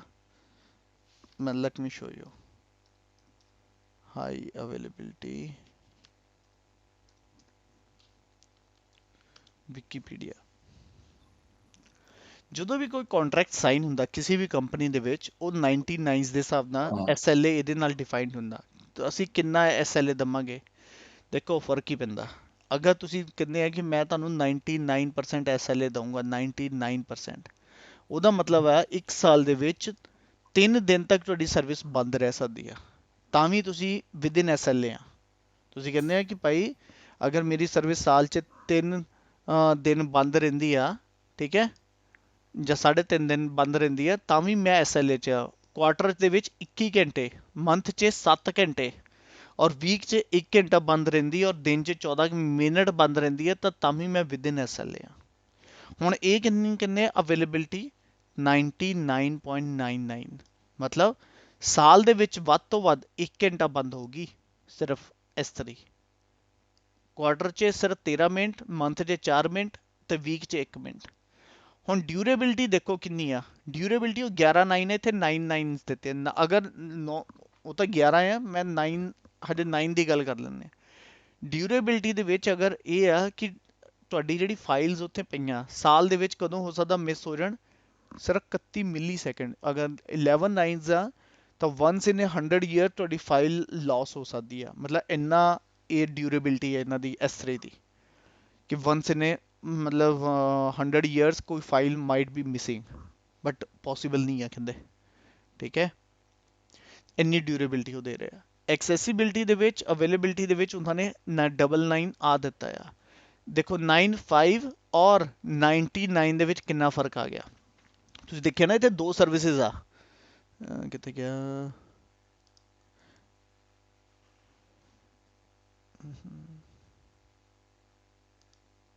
ਆ ਦੇਖੋ ਆ ਜਿਹੜੀ ਸਰਵਿਸ ਆ 99.5 ਕਹਿੰਦੀ ਆ, ਆ 99.9 ਕਹਿੰਦੀ ਆ, ਆ 99.99 ਕਹਿੰਦੀ ਆ। ਹੁਣ ਇਹਨਾਂ ਤਿੰਨਾਂ ਦਾ ਡਿਫਰੈਂਸ ਦੇਖ ਲਓ। 99.9 ਦੇ ਵਿੱਚ 1 ਘੰਟਾ ਬੰਦ ਰਹਿ ਸਕਦੀ ਆ, ਇਹਦੇ ਵਿੱਚ 8 ਘੰਟੇ ਬੰਦ ਰਹਿ ਸਕਦੀ ਆ। 99.5 ਦੇ ਵਿੱਚ 4 ਘੰਟੇ ਬੰਦ ਰਹਿ ਸਕਦੀ ਸਰਵਿਸ ਸਾਲ ਦੇ ਵਿੱਚ। ਹੁਣ ਤੁਸੀਂ ਡਿਫਰੈਂਸ ਜਾਣ ਗਏ ਇੱਥੋਂ, ਕਿਉਂਕਿ ਇਹ ਕੁਐਸਚਨਸ ਮਤਲਬ ਉਹ ਪੁੱਛਦੇ ਹੁੰਦੇ ਆ ਕਿ ਇਹ ਬਹੁਤ ਹੀ ਕਾਮਨ ਹੈ। ਜਿਹੜਾ S3 ਖਰੀਦਣ ਦੀ ਅਸੀਂ ਜਦੋਂ ਵੀ ਗੱਲ ਕਰਦੇ ਹਾਂ ਨਾ, ਸਭ ਤੋਂ ਜ਼ਿਆਦਾ ਇਸੇ ਲਈ ਹੈ ਕਿ ਉਹਦੀ ਡਿਊਰੇਬਿਲਿਟੀ ਤੇ ਅਵੇਲੇਬਿਲਿਟੀ ਦੋਨੋਂ ਚੀਜ਼ਾਂ 'ਚ ਫਰਕ ਆ। ਡਿਊਰੇਬਿਲਿਟੀ ਦਾ ਮਤਲਬ ਹੁੰਦਾ ਹੈ ਕਿ ਅਸੀਂ ਕਿੰਨਾ ਚਿਰ ਸਾਡੀ ਫਾਈਲ ਉੱਥੇ ਰਹਿ ਸਕਦੀ ਆ। ਅਵੇਲੇਬਿਲਿਟੀ ਦਾ ਮਤਲਬ ਹੁੰਦਾ ਸਰਵਿਸ ਅਵੇਲੇਬਿਲਿਟੀ ਦਾ ਮਤਲਬ ਕਿ ਤੁਹਾਡੀ S3 ਐਕਸੈਸਿਬਲ ਕਿੰਨੀ ਦੇਰ ਹੋ ਸਕਦੀ ਆ। ਠੀਕ ਹੈ, ਹੁਣ ਆ ਉਹਨਾਂ ਨੇ ਮੇਨ ਦੋ ਕੰਪੋਨੈਂਟ ਇੱਥੇ ਦਿੱਤੇ ਆ ਵਿਦ ਦ ਨਾਈਨਸ। ਕਲੀਅਰ ਇੱਥੋਂ। ਤੀਸਰਾ ਹੈਗਾ ਅਵੇਲੇਬਿਲਿਟੀ ਜ਼ੋਨ। ਹੁਣ ਤੁਸੀਂ S3 ਦੇ ਵਿੱਚ ਅਗਰ ਤੁਸੀਂ ਫਾਈਲ ਨੂੰ ਕਾਪੀ ਕਰੋਗੇ ਇਸ ਸਟੋਰੇਜ ਕਲਾਸ ਦੇ ਵਿੱਚ, ਉਹ ਮਿਨੀਮਮ ਫਾਈਲ 3 ਜਗ੍ਹਾ ਤੇ ਸਟੋਰ ਹੋਏਗੀ ਮਿਨੀਮਮ। ਠੀਕ ਹੈ, ਉਹਦਾ ਕੋਈ ਮਿਨੀਮਮ ਡਿਊਰੇਸ਼ਨ ਨਹੀਂ ਰਹੇਗਾ। ਮਤਲਬ ਇਦਾਂ ਨਹੀਂ ਹੈ ਕਿ ਤੁਹਾਨੂੰ ਤੇ ਮਹੀਨੇ ਦੇ ਪੈਸੇ ਤਾਂ ਦੇਣੇ ਹੀ ਪੈਣੇ ਆ। ਠੀਕ ਹੈ ਨਾ। ਤੇ ਮਿਨੀਮਮ ਬਿਲ ਆਬਜੈਕਟ ਸਾਈਜ਼, ਕਿ ਮੰਨ ਲਓ ਤੁਹਾਡੀ ਕੰਪਨੀ ਦੇ ਵਿੱਚ ਕੀ ਹੁੰਦਾ ਕਿ ਕਈ ਵਾਰ ਤੁਹਾਡੀਆਂ ਫਾਈਲਾਂ ਹੁੰਦੀਆਂ ਦੋ ਤਰ੍ਹਾਂ, ਮਤਲਬ ਜਿੱਦਾਂ ਕਈ ਹੁੰਦੀਆਂ ਲੌਗਸ ਫਾਈਲ ਟਾਈਪ, ਬੜੀਆਂ ਛੋਟੀਆਂ ਛੋਟੀਆਂ 1 KB 50 ਬਾਈਟ ਇਦਾਂ ਦੀਆਂ ਫਾਈਲਾਂ ਵੀ ਹੁੰਦੀਆਂ। ਕੁਝ ਕੰਪਨੀਆਂ ਦੇ ਵਿੱਚ ਫਾਈਲਸ ਹੁੰਦੀਆਂ ਜਿਹਦੀਆਂ ਸਾਈਜ਼ ਕੁਝ ਡਿਫਾਈਨਡ ਹੁੰਦਾ, ਜਿਵੇਂ ਕਿ ਸੋਨੀ ਐਂਟਰਟੇਨਮੈਂਟਸ ਹੋ ਗਿਆ, ਉਹਦੀ ਹਰ ਫਾਈਲ ਹੀ GBs ਦੇ ਵਿੱਚ ਹੁੰਦੀ ਆ। ਠੀਕ ਹੈ ਨਾ। ਜਿੱਦਾਂ ਕੋਈ ਮੂਵੀਜ਼ ਵਾਲੀ ਕੰਪਨੀ ਆ, ਕੋਈ ਸੌਂਗਸ ਵਾਲੀ ਕੰਪਨੀ ਆ, ਉਹਦੀ MB 'ਚ ਹੋਊਗੀ। ਠੀਕ ਹੈ, ਬਟ ਕਿਸੇ ਦੀ ਕੰਪਨੀ ਜਿਵੇਂ ਕਿ ਓਰੈਕਲਸ ਦੀ ਆ, ਹੋਰ ਚੀਜ਼ਾਂ ਦੀ ਆ, ਉਹਨਾਂ ਦੀ ਬਹੁਤ ਛੋਟੀਆਂ ਛੋਟੀਆਂ ਫਾਈਲਸ ਹੁੰਦੀਆਂ। ਤੇ ਠੀਕ ਹੈ, ਹੋਰ ਤੇ ਫਿਰ ਲਾਸਟ ਆਪਸ਼ਨ ਆਉਂਦੀ ਆ ਇੱਕ, ਇਹਦੇ ਵਿੱਚ ਨਹੀਂ ਦੱਸਿਆ, ਮੋਨੀਟਰਿੰਗ ਡੇਟਾ। ਠੀਕ ਹੈ, ਉਹ ਅਦਰ ਕੰਸੀਡਰੇਸ਼ਨ ਦੇ ਵਿੱਚ ਆਉਂਦਾ ਕਿ ਕਈ ਵਾਰ ਕੀ ਹੁੰਦਾ ਤੁਹਾਡਾ ਡੇਟਾ ਮੋਨੀਟਰ ਹੁੰਦਾ, ਉਹਦੇ ਉਹ ਅਲੱਗ ਚਾਰजेस ਲੈਂਦੇ ਆ। ਉਹ ਕਿਸ ਕੇਸ ਦੇ ਵਿੱਚ ਮੈਂ ਤੁਹਾਨੂੰ ਦੱਸਦਾ। ਹੁਣ ਪਹਿਲੀ ਤੁਹਾਨੂੰ ਸਮਝ ਆ ਗਈ, ਜਦੋਂ ਤੁਸੀਂ S3 ਸਟੈਂਡਰਡ ਯੂਜ਼ ਕਰੋਗੇ ਉਹ ਮਿਨੀਮਮ 3 ਜਗ੍ਹਾ ਕਾਪੀ ਹੋਊਗਾ, ਹੋਰ ਕੋਈ ਚਾਰजेस ਨਹੀਂ ਉਹਦੇ ਤੇ, ਬਟ ਇਹ ਸਭ ਤੋਂ ਕਾਸਟਲੀ ਹੁੰਦੀ ਆ। ਦੂਸਰਾ ਕੀ ਆ, S3 ਸਟੈਂਡਰਡ ਇਨਫ੍ਰੀਕੁਐਂਟ ਐਕਸੈਸ, ਲੌਂਗ ਲਿਵਡ, ਲੰਬੇ ਟਾਈਮ ਲਈ ਰੱਖੀ ਜਾਂਦੀਆਂ, ਇਨਫ੍ਰੀਕੁਐਂਟ ਐਕਸੈਸ ਡੇਟਾ, ਮਤਲਬ ਜਿਹੜੀਆਂ ਫਾਈਲਾਂ ਤੁਸੀਂ ਜ਼ਿਆਦਾ ਯੂਜ਼ ਨਹੀਂ ਕਰਦੇ ਇੰਨੇ ਮਹੀਨੇ ਦੇ ਵਿੱਚ। ਫੋਰ ਐਗਜ਼ਾਮਪਲ ਕੁਝ ਫਾਈਲਾਂ ਇਦਾਂ ਦੀਆਂ ਹੁੰਦੀਆਂ ਜਿਹੜੀਆਂ ਤੁਸੀਂ ਜਿੱਦਾਂ ਹੁਣ ਕਿਸੇ ਨੇ ਟੈਕਸ ਦੀ ਫਾਈਲਾਂ ਰੱਖਤੀਆਂ, ਹੁਣ ਉਹ ਕਈ ਮਹੀਨੇ ਪਈਆਂ ਰਹਿਣੀਆਂ ਮੁੜ ਕੇ। ਠੀਕ ਹੈ ਨਾ। ਜਾਂ ਕੁਝ ਫਾਈਲਸ ਇਦਾਂ ਦੀਆਂ ਤੁਸੀਂ ਬਾਰ-ਬਾਰ ਨਹੀਂ ਯੂਜ਼ ਕਰਦੇ, ਉਹ ਵਾਲੀਆਂ ਇਨਫ੍ਰੀਕੁਐਂਟ ਐਕਸੈਸ ਵਾਲੀਆਂ ਫਾਈਲਾਂ ਨੂੰ ਤੁਸੀਂ ਇਹਦੇ 'ਚ ਯੂਜ਼ ਕਰਦੇ, ਇਨਫ੍ਰੀਕੁਐਂਟ ਐਕਸੈਸ। ਹੁਣ ਉਹਦੇ ਵਿੱਚ ਕੀ ਆ, ਅਵੇਲੇਬਿਲਿਟੀ ਘਟ ਜਾਂਦੀ ਆ ਕਿ ਇਹ ਜਿਹੜੀ ਹੈ 99.9% ਅਵੇਲੇਬਲ ਆ। ਮਤਲਬ ਸਾਲ ਦੇ ਵਿੱਚ ਅਗਰ ਇਹ 8 ਘੰਟੇ ਡਾਊਨ ਵੀ ਹੁੰਦਾ ਆ ਤਾਂ ਤੁਸੀਂ Amazon ਨੂੰ ਕਹਿ ਨਹੀਂ ਸਕਦੇ ਕਿ ਭਾਈ ਤੇਰੇ ਕਰਕੇ ਮੇਰੀ ਫਾਈਲ ਡਾਊਨ ਹੋ। ਕਹਿੰਦਾ ਅਸੀਂ ਪਹਿਲਾਂ ਹੀ ਕਿਹਾ ਸੀ ਤੁਸੀਂ ਇਹਦੇ ਵਿੱਚ ਸਟੋਰ ਕਰਕੇ ਰੱਖੋ, ਇੱਥੇ ਅਸੀਂ ਤੁਹਾਨੂੰ 1 ਘੰਟਾ ਸਾਲ 'ਚ ਸਿਰਫ ਡਾਊਨ ਹੋਊਗਾ। ਠੀਕ ਹੈ ਨਾ, ਦੋਨਾਂ 'ਚ ਫਰਕ ਆ। ਹੁਣ ਇਨਫ੍ਰੀਕੁਐਂਟ ਐਕਸੈਸ ਦੇ ਵਿੱਚ ਕਈ ਲੋਕੀ ਬੜੇ ਸਿਆਣੇ ਹੁੰਦੇ ਆ, ਉਹ ਇਹ ਸੋਚਦੇ ਆ ਕਿ ਠੀਕ ਹੈ ਇਨਫ੍ਰੀਕੁਐਂਟ ਐਕਸੈਸ ਦੀ ਕਾਸਟ ਘੱਟ ਆ, ਮੈਂ ਇਹਦੇ ਵਿੱਚ ਕਾਪੀ ਕਰਦਾ, ਬਾਅਦ 'ਚ ਐਕਸੈਸ ਕਰੀ ਜਾਊਂਗਾ ਜਦੋਂ ਦਿਲ ਕਰੂਗਾ। ਠੀਕ ਹੈ ਨਾ। ਬਟ ਨਹੀਂ, ਉਹਨਾਂ ਨੇ ਕੀ ਕੀਤਾ ਇਹਦੇ ਵਿੱਚ ਮਿਨੀਮਮ ਸਟੋਰੇਜ ਡਿਊਰੇਸ਼ਨ ਰੱਖੀ ਹੋਆ ਕਿ ਅਸੀਂ 30 ਦਿਨ ਤੱਕ ਤੁਸੀਂ ਉਹਦੇ ਵਿੱਚ ਫਾਈਲ ਰੱਖਣੀ ਹੀ ਰੱਖਣੀ ਆ। ਠੀਕ ਹੈ, ਤੇ ਉਹ ਚਾਰजेस ਤੁਹਾਨੂੰ 30 ਦਿਨ ਦਾ ਕਰ ਲੈਂਦੇ ਆ। ਫਿਰ ਦੂਸਰਾ ਚਾਰजेस ਉਹਨਾਂ ਨੇ ਰੱਖਿਆ ਹੈ ਵੀ ਪਰ ਜੀਬੀ ਰਿਟਰੀਵਲ ਫੀਸ ਵੀ ਰੱਖੀ ਆ ਕਿ ਜਦੋਂ ਜਿੰਨੀ ਵਾਰ ਤੁਸੀਂ ਉਹ ਫਾਈਲ ਨੂੰ ਯੂਜ਼ ਕਰੋਗੇ ਉਨੀ ਵਾਰ ਕੁਝ ਚਾਰजेस ਤੁਹਾਨੂੰ ਲੱਗਣਗੇ। ਠੀਕ ਹੈ, ਇਹ ਤਾਂ ਹੀ ਫਾਇਦੇਮੰਦ ਆ ਜਦੋਂ ਤੁਸੀਂ ਫਾਈਲ ਮਿਨੀਮਮ 1-2 ਮਹੀਨੇ ਨਹੀਂ ਯੂਜ਼ ਕਰਦੇ, ਫਿਰ ਇੱਥੇ ਰੱਖਦੇ ਆ ਤਾਂ ਤੁਹਾਡੇ ਪੈਸੇ ਮਤਲਬ ਤੁਸੀਂ ਕਾਸਟ ਬਚਾ ਸਕਦੇ ਹੋ। ਲੇਕਿਨ ਅਗਰ ਤੁਸੀਂ ਰੋਜ਼ ਹੀ ਉਹਨੂੰ ਯੂਜ਼ ਕਰਦੇ ਆ, ਹਰ ਤੀਜੇ ਦਿਨ ਯੂਜ਼ ਕਰਨ ਲੱਗ ਪਏ, ਹਫਤੇ 'ਚ ਯੂਜ਼ ਕਰਨ ਲੱਗ ਪਏ, ਤਾਂ ਤੁਸੀਂ ਜ਼ਿਆਦਾ ਪੈਸੇ ਦੇ ਰਹੇ ਆ ਸਟੈਂਡਰਡ ਨਾਲੋਂ, ਕਿਉਂਕਿ ਇਹਦੇ ਵਿੱਚ 3 ਕਾਸਟ ਹੋਰ ਵੀ ਲੱਗਦੀਆਂ ਆ। ਫਿਰ ਆਉਂਦਾ ਇੰਟੈਲੀਜੈਂਟ ਟੀਅਰਿੰਗ। ਇੰਟੈਲੀਜੈਂਟ ਈਅਰਿੰਗ ਦਾ ਮਤਲਬ ਹੁੰਦਾ ਹੈ ਡੇਟਾ ਵਿਦ ਅਨਨੋਨ ਚੇਂਜਿੰਗ ਔਰ ਅਨਪ੍ਰਿਡਿਕਟੇਬਲ ਐਕਸੈਸ ਪੈਟਰਨ। ਹੁਣ ਮੰਨ ਲਓ ਤੁਸੀਂ ਮੈਨੂੰ ਕਹਿੰਦੇ ਆ ਕਿ ਯਾਰ ਮੈਨੂੰ ਤਾਂ ਨਹੀਂ ਪਤਾ ਕਿ ਮੇਰਾ file I will keep it for 1 month, 2 months, 3 months, or might be I will use another day. I means I really don't know. ਉਸ ਕੰਡੀਸ਼ਨ ਦੇ ਵਿੱਚ ਤੁਸੀਂ ਕੀ ਕਰੋਗੇ? ਤੁਸੀਂ ਉਸ ਕੰਡੀਸ਼ਨ ਦੇ ਵਿੱਚ ਉਸ ਫਾਈਲ ਪਾਰਟਿਕੂਲਰ ਫਾਈਲ ਨੂੰ ਇੰਟੈਲੀਜੈਂਟ ਟੀਅਰਿੰਗ ਨਾਮ ਦੀ ਸਟੋਰੇਜ ਕਲਾਸ ਦੇ ਵਿੱਚ ਯੂਜ਼ ਕਰੋਗੇ। ਠੀਕ ਹੈ, ਅਭੀ what will happen, it will keep on monitoring this file. कौन monitor करेगा? Is it your intelligent tiering? AWS will monitor that. ਹੁਣ ਉਹ monitor ਕਰਨ ਦੇ time it will keep on checking कि okay किन्ने के दिन हो गए, means it is 1 day, 2 day, 100 days, right? So when it will be cross certain time, it will keep on changing. If you are accessing, it will move into the standard storage. If you are not using, then move it into the infrequent access. Means it will take care of your unknown patterns. It will check that one. ਹੁਣ ਹੁੰਦਾ ਕੀ ਇਹਦੇ ਵਿੱਚ? So here the same thing, it will available for minimum 3 availability zones, no minimum duration, no object size charges, but it has the monitoring and automation fees. Okay, why this automation fees? Because मैं ਤੁਹਾਨੂੰ ਦੱਸਿਆ ਕਿ ਇਸ object ਨੂੰ continuously watch ਕਰਦਾ ਰਹੇਗਾ। Okay, when it is continuously watching, right, there is a some cost for the monitoring. Why it is monitoring? Because it is checking when it is used, when it is last used. If it is not in use from last 30 days, 40 days, I will move it in some other place. Low cost storage class, low cost. Okay, so everything with the intelligent tiering hands. Other places you have to think about. Then there is another option, S3 one zone IA. One zone matlab it is only available in single availability zone. ਹੁਣ ਇਹ ਕਿਸ ਤਰ੍ਹਾਂ ਦਾ data ਹੋਏਗਾ ਇਹਦੇ ਵਿੱਚ? It will be recreatable data, infrequent access data. Only one zone it is available. Risk is more. Risk is more means agar this availability zone is down, then you will not get your data. ठीक है ना? ਹੁਣ ਇਹ data ਸਿਰਫ ਉਨੀ ਦੇਰ ਤੱਕ available ਰਹੇਗਾ ਜਿੰਨੀ ਦੇਰ ਤੱਕ ਇਹ ਅਵੇਲੇਬਿਲਿਟੀ ਜ਼ੋਨ ਅਵੇਲੇਬਲ ਹੈ। ਠੀਕ ਹੈ, ਬਟ ਇਹ ਕਿਉਂ ਅਸੀਂ ਇਹਨੂੰ ਕਹਿੰਦੇ ਆ ਰੀਕ੍ਰੀਏਟੇਬਲ ਡੇਟਾ? ਫॉर एग्जांपल ਜੇ ਤੁਹਾਡੇ ਕੋਲ ਸੋਰਸ ਕੋਡ ਹੈ, right, you can recreate your software again, but if you don't have the source code then you can't.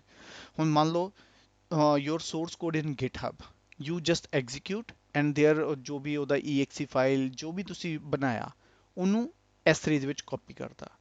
ਹੁਣ ਜੋ exe ਫਾਈਲ ਡਿਲੀਟ ਹੋ ਜਾਏ, ਫॉर एग्जांपल ਐਕਸੈਸਿਬਲ ਨਹੀਂ ਹੈ, ਬਟ ਤੁਹਾਡੇ ਕੋਲ ਕੋਡ ਹੈਗਾ, what you can do, you can recreate that file ਉਸ ਕੋਡ ਦੇ ਥਰੂ। ਠੀਕ ਹੈ, then S3 Glacier, ਇੱਕ ਇਹਨਾਂ ਨੇ long live archive data access once in a quarter with millisecond access। ਹੁਣ ਕੁਝ ਡੇਟਾ ਹੈ ਜਿਹੜਾ you don't need even a quarter or even a year as well। ठीक है, ਹੁਣ ਕੁਆर्टर ਵਾਸਤੇ ਉਹਨਾਂ ਨੇ वन ऑप्शन देती है S3 Glacier, and for other instant दूसरी ऑप्शन देती है flexible retrieval long live data. ठीक है, ये दो ऑप्शंस देती हैं।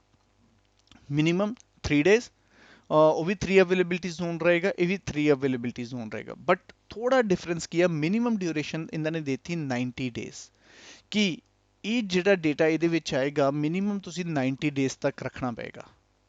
ਠੀਕ ਹੈ, ਸੈਕੰਡ ਗਲੇਸ਼ੀਅਰ ਆਪਸ਼ਨ ਜਿਹੜੀ ਇਹਨਾਂ ਨੇ ਦਿੱਤੀ ਹੈ ਉਹ ਦਿੱਤੀ ਹੈ ਜਿਹੜੀ ਤੁਸੀਂ ਈਅਰਲੀ ਯੂਜ਼ ਨਹੀਂ ਕਰਦੇ। ਫਿਰ S3 ਦਾ ਇੱਕ ਹੈਗਾ ਡੀਪ ਆਰਕਾਈਵ ਐਸ ਵੈਲ, ਜਿਹੜਾ long live data access less than once in a year with retrieval times of hours. ਇਹ ਕਿਦਾਂ ਦਾ ਡੇਟਾ ਹੋਇਆ? Means glacier deep dive archive for example, ਅਗਰ ਤੁਸੀਂ ਕੰਪਨੀਜ਼ ਦੇ ਵਿੱਚ ਜਾਓ, ਉਹਨਾਂ ਦੀ ਇੱਕ ਰਿਟੈਂਸ਼ਨ ਪਾਲਿਸੀ ਹੁੰਦੀ ਹੈ, ਜਿਵੇਂ ਕਿ ਬੈਂਕ, ਈਵਨ ਤੁਸੀਂ ਆਪਣਾ ਅਕਾਊਂਟ ਕਲੋਜ਼ ਕਰ ਦਿਓ, ਠੀਕ ਹੈ, ਤਾਂ ਵੀ ਉੱਥੇ ਉਸ ਅਕਾਊਂਟ ਦੀ ਇਨਫੋਰਮੇਸ਼ਨ 15 ਸਾਲ ਤੱਕ ਪਈ ਰਹਿੰਦੀ ਹੈ। ਤੁਸੀਂ ਅੱਜ ਕਲੋਜ਼ ਕਰਦੇ ਹੋ, ਤੁਸੀਂ 10 ਸਾਲ ਬਾਅਦ ਜਾਓ ਔਰ ਪੁਰਾਣੇ ਅਕਾਊਂਟ ਦੀ ਗੱਲ ਕਰੋ, ਦੇ ਹੈਵ दैट ਇਨਫੋਰਮੇਸ਼ਨ।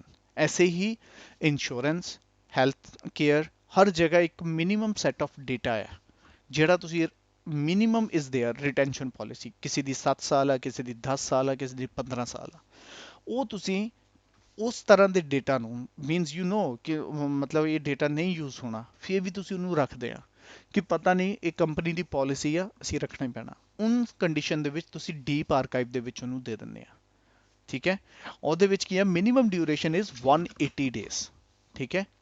ਫਿਰ ਇੱਕ ਹੈਗਾ ਆ RRS as well, not recommended, non critical, frequently access data will milliseconds, ਠੀਕ ਹੈ। ਇਹਦੇ ਇੱਕ ਇਹਨਾਂ ਨੇ RRS ਵੀ ਰੱਖਿਆ ਹੈ, ਬਟ ਇਹਨੂੰ ਹਮੇਸ਼ਾ ਇਹ ਕਹਿੰਦੇ ਆ ਨॉन ਕ੍ਰਿਟੀਕਲ ਡੇਟਾ ਵਾਸਤੇ ਹੀ ਤੁਸੀਂ ਯੂਜ਼ ਕਰੋ, ਹੋਰ ਕਿਸੇ ਵਾਸਤੇ ਨਹੀਂ। ਇਹਦੀ ਡਿਊਰੇਬਿਲਿਟੀ ਵੀ ਬਹੁਤ ਘੱਟ ਹੈ, ਮਤਲਬ ਇਹ ਕਿਸੇ ਟਾਈਮ ਵੀ ਮਤਲਬ ਹੋ ਸਕਦਾ ਐਕਸੈਸ ਨਾ ਹੋਵੇ, ਇਹਨਾਂ ਨੇ ਇਹ ਰੱਖਿਆ।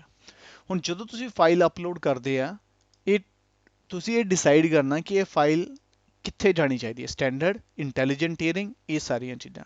ਹੁਣ ਜਦੋਂ ਤੁਸੀਂ ਮੰਨ ਲਓ ਫੋਰ ਐਗਜ਼ਾਮਪਲ ਇਨਫ੍ਰੀਕੁਐਂਟ ਐਕਸੈਸ ਨੂੰ ਸਿਲੈਕਟ ਕੀਤਾ, ਠੀਕ ਹੈ, ਉਸ ਫਾਈਲ ਵਾਸਤੇ, ਹੁਣ ਤੁਸੀਂ ਇਹਨੂੰ ਐਨਕ੍ਰਿਪਟ ਨਹੀਂ ਕੀਤਾ, ਮੈਂ ਇਹਨੂੰ ਜਸਟ ਅਪਲੋਡ ਕਰ ਦਿੰਦਾ। ਹੁਣ ਤੁਸੀਂ ਇੱਥੇ ਦੇਖ ਸਕਦੇ ਹੋ ਆ ਸਟੇਟਸ ਦੇ ਵਿੱਚ ਇਨ ਪ੍ਰੋਗਰੈਸ 28%, 34%, 39, ਜਦੋਂ ਡਨ ਹੋ ਜਾਏਗਾ ਸਕਸੀਡ ਹੋ ਗਿਆ। ਹੁਣ ਮੈਨੂੰ ਕਲੋਜ਼ ਕੀਤਾ। ਹੁਣ ਤੁਸੀਂ ਇੱਥੇ ਸਟੋਰੇਜ ਕਲਾਸਿਸ ਦੇਖ ਸਕਦੇ ਹੋ, ਕਿਹੜਾ ਆਬਜੈਕਟ ਕਿਹੜੀ ਸਟੋਰੇਜ ਕਲਾਸ 'ਚ ਆ ਸਟੈਂਡਰਡ 'ਚ ਆ ਇਨਫ੍ਰੀਕੁਐਂਟ ਐਕਸੈਸ ਦੇ ਵਿੱਚ, ਠੀਕ ਹੈ। ਤੇ ਇਹ ਤੁਹਾਡੇ ਆਪਣੇ ਤੁਹਾਡੇ ਤੇ ਉੱਤੇ ਡਿਪੈਂਡ ਕਰਦਾ, ਤੁਸੀਂ ਜਦੋਂ ਅਪਲੋਡ ਕਰਨੀ ਹੈ ਤਾਂ ਕਿਹੜੇ ਦੇ ਵਿੱਚ ਉਹ ਜਾਏਗਾ। Is it clear everybody here till now? Any doubt on storage classes?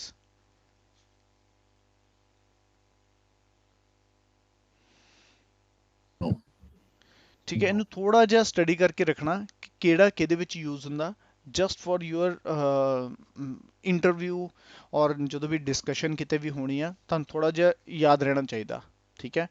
ਬਾਕੀ ਜ਼ਿਆਦਾ ਉਹ ਮੁਸ਼ਕਿਲ ਨਹੀਂ ਹੈ, but just keep in your mind, ਠੀਕ ਹੈ ਨਾ, ਸਾਡੇ ਕੋਲ ਕਿਹੜੇ ਸਟੋਰੇਜ ਕਲਾਸਿਸ ਹੁੰਦੀਆਂ।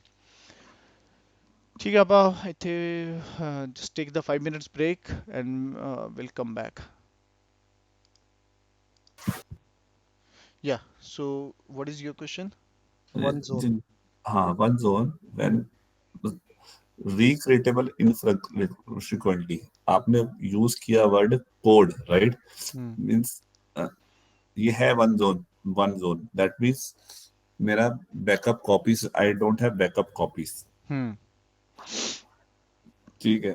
बट मुझे जो आपके कोड से समझ आया, मतलब in background it is getting copied, right? So it can be recreatable. नहीं जब नहीं मैंने नहीं नहीं, फाइल मेरा डिलीट कर ये दी। मतलब नहीं है, नहीं नहीं नहीं। कोड का मतलब ये है, जैसे कोड होता है ना, हमारा कोड कहाँ पे रहता है, गिटहब में, ठीक हाँ है। ठीक है, राइट, मतलब करेक्ट गिटहब करेक्ट। में मेरा कोड पड़ा है, ठीक है। लेकिन जो मेरा कोड को मैं रन कर रहा हूँ और जो फाइल जनरेट हो रही है कोड के बाद, मान लो अच्छा, तुमने कोड जावा में लिखा है, उसकी वार फाइल्स जनरेट होती हैं।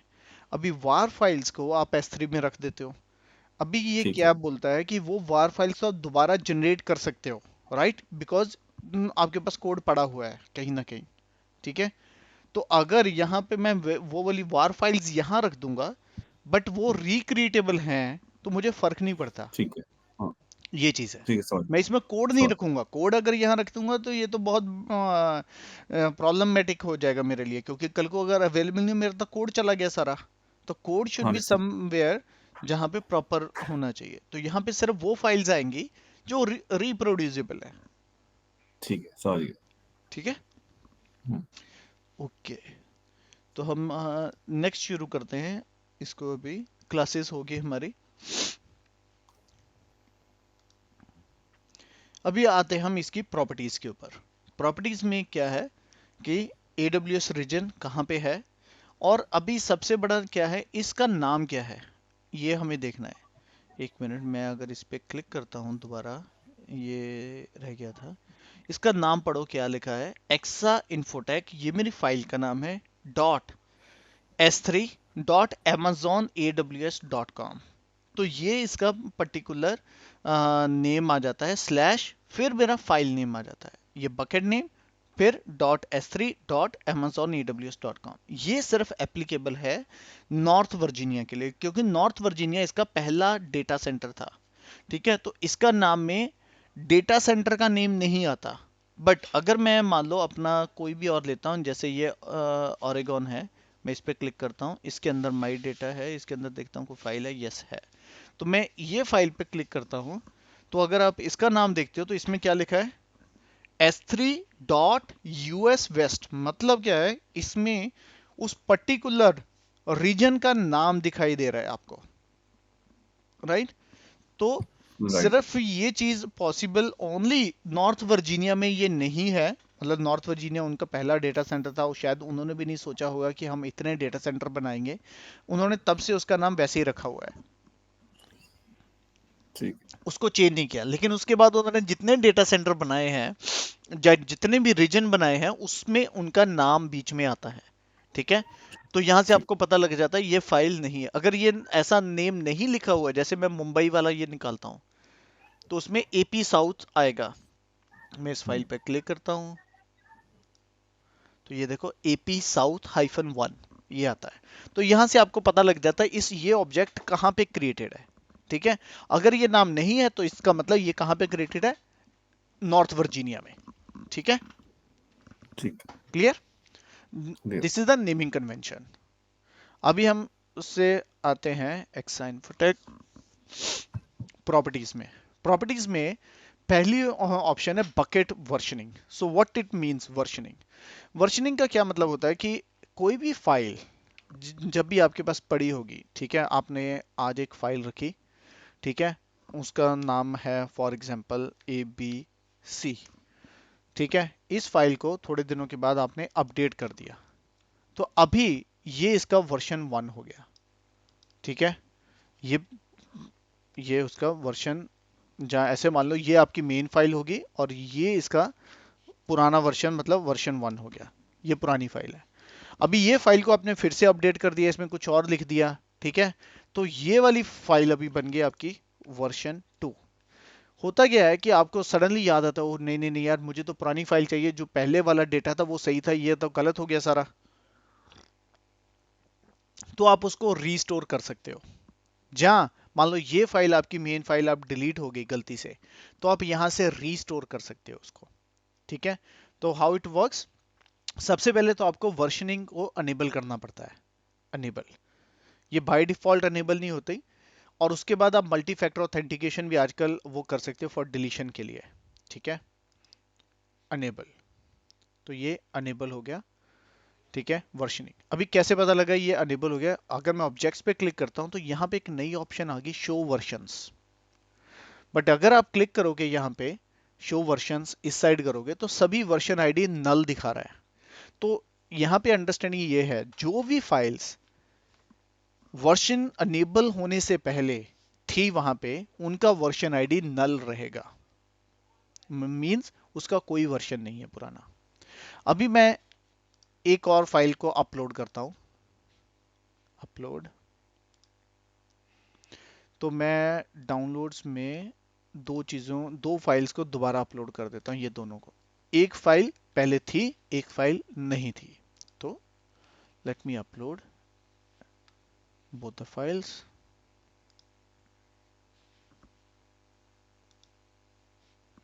कैंसिल करो, अभी अपलोड नहीं हुई, देखो अपलोड हो रही है।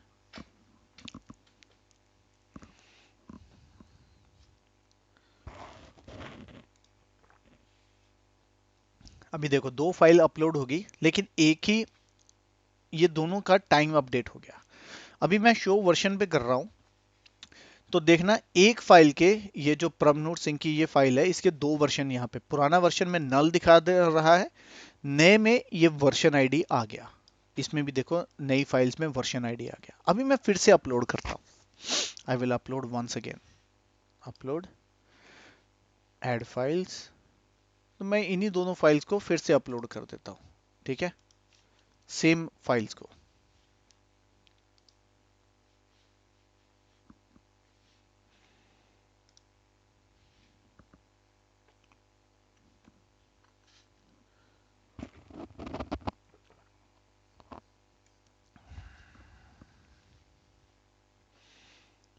क्लोज।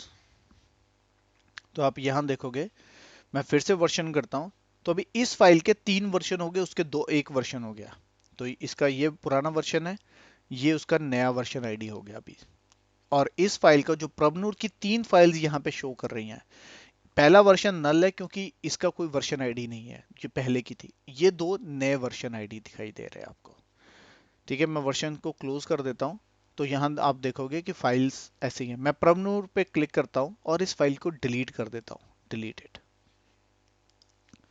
फॉर एग्जाम्पल मैंने सोचा मुझे नहीं चाहिए और डिलीट होगी, बाय मिस्टेक डिलीट होगी। जब ये फाइल डिलीट होती है तो आप देखोगे यहाँ पे नहीं दिखाई दे रही अभी। बट अगर आप वर्जन पे जाओगे तो you can see there is a delete marker. ठीक है, मींस यहाँ पे ये शो करता है कि जब ये फाइल डिलीट हुई थी तो ये वाला लेटेस्ट फाइल ये थी, ये वर्जन आईडी लेटेस्ट था उस टाइम का। ठीक है, अभी इसका कोई साइज नहीं होता, साइज उसका 0 है, ये सिर्फ एक मार्कर है। ठीक है ना। अगर आप सोचते हो कि मुझे अभी ये फाइल रीस्टोर करनी है तो आप क्या करते हो, इस मार्कर को हटा देते हो। मैं इस क्लिक करता हूँ, इस डिलीट मार्कर को हटा देता हूँ।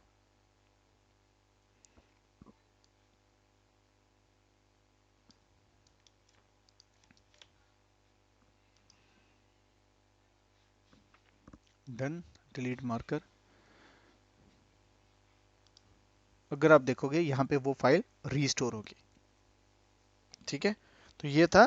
अगर आपको दोबारा चाहिए तो आप डिलीट मार्कर को हटा दो, ये फाइल्स दोबारा आ जाएंगी। और इसी तरह इसके वर्जन्स क्रिएट होते रहेंगे। वर्जन क्रिएट होने का यही फायदा है कि आपकी फाइल अगर आपकी स्टोर हो रही है यहाँ पे, ठीक है, कल को आपको रीस्टोर करनी हो तो it is very easy in versioning. ठीक है, that is the first option. दूसरा, ये तो टैगिंग है, track your storage cost other criteria bye tagging your bucket. तो आप सिर्फ टैग कर देते हो कि मुझे इसका नाम क्या देना है, टैग्स मतलब लेबल्स क्या देने हैं। ठीक है, ये मान लो प्रॉड के लिए है, इन्वायरमेंट मैं सिलेक्ट कर लेता हूँ, यहाँ पे देता हूँ प्रॉड। ठीक है, तो पता लग जाता है कि जो भी मेरे यहाँ पे इस पर्टिकुलर उसमें रहेंगे तो उनका सभी का इन्वायरमेंट प्रॉड रहेगा। ये एनक्रिप्शन हो जाता है कि अगर ऑटोमेटिकली आपको जितने भी ऑब्जेक्ट हैं उस बकेट में उसको एनक्रिप्ट करना है तो उसको कर सकते हो। इंटेलिजेंट टीयरिंग आर्काइव कॉन्फ़िगरेशन ये इन्होंने नई डाली थी कि अनेबल्स करो ऑब्जेक्ट्स को stored in the intelligent tiering storage class to tear down the archive access। तो यहाँ पे let's see the configuration. Okay, तो यहाँ पे आप आर्काइव रूल्स सिलेक्ट कर सकते हो कि उसको आर्काइव कैसे करना है इंटेलिजेंट टीयरिंग को। मान लो आपने इंटेलिजेंट टीयरिंग क्या करता है कि उसको मॉनिटर करता रहता है, तो आप यहाँ पे सिलेक्ट कर सकते हो आर्काइव रूल्स क्या होंगे। जैसे archive access tier when enabled, intelligent tier will automatically move objects that have not accessed for the minimum 90 days. तो जो भी 90 डेज में नहीं एक्सेस होगा वो उसको ऐसे क्या मार्क कर देगा कि ठीक है, इसको डीप आर्काइव उसमें डाल दो, 90 डेज से एक्सेस नहीं हुआ।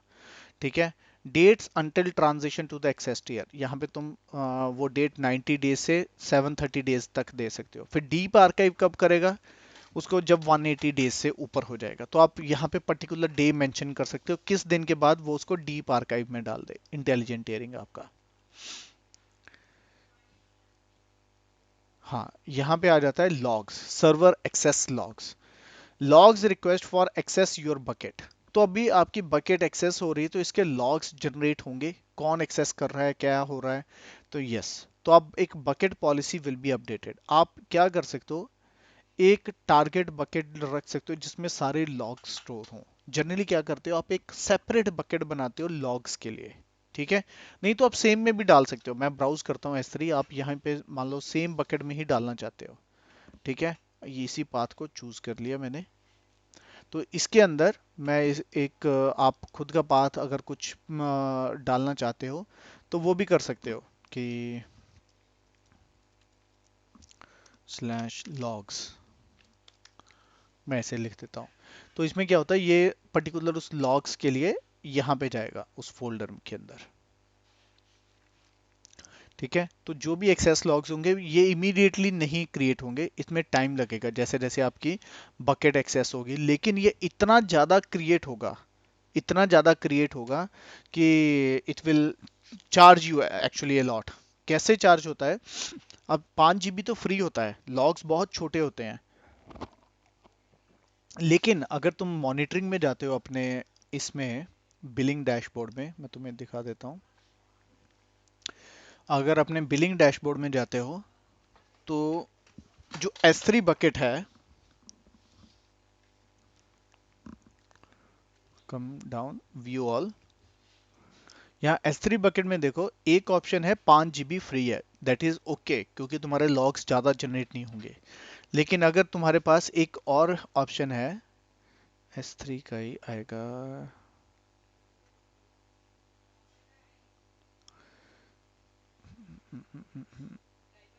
हाँ ये की मैनेजमेंट नहीं, simple notification service, no, let me go to the next page, नहीं आ रहा। ओके, बाय डिफॉल्ट क्या होता है कि तुम्हारे जो सर्व इस पे S3 पे है 2000 अपलोड, मतलब आप जो फाइल्स हैं वो अपलोड 2000 ही फाइल्स को कर सकते हो, मतलब कर ज्यादा भी सकते हो लेकिन फ्री 2000 है।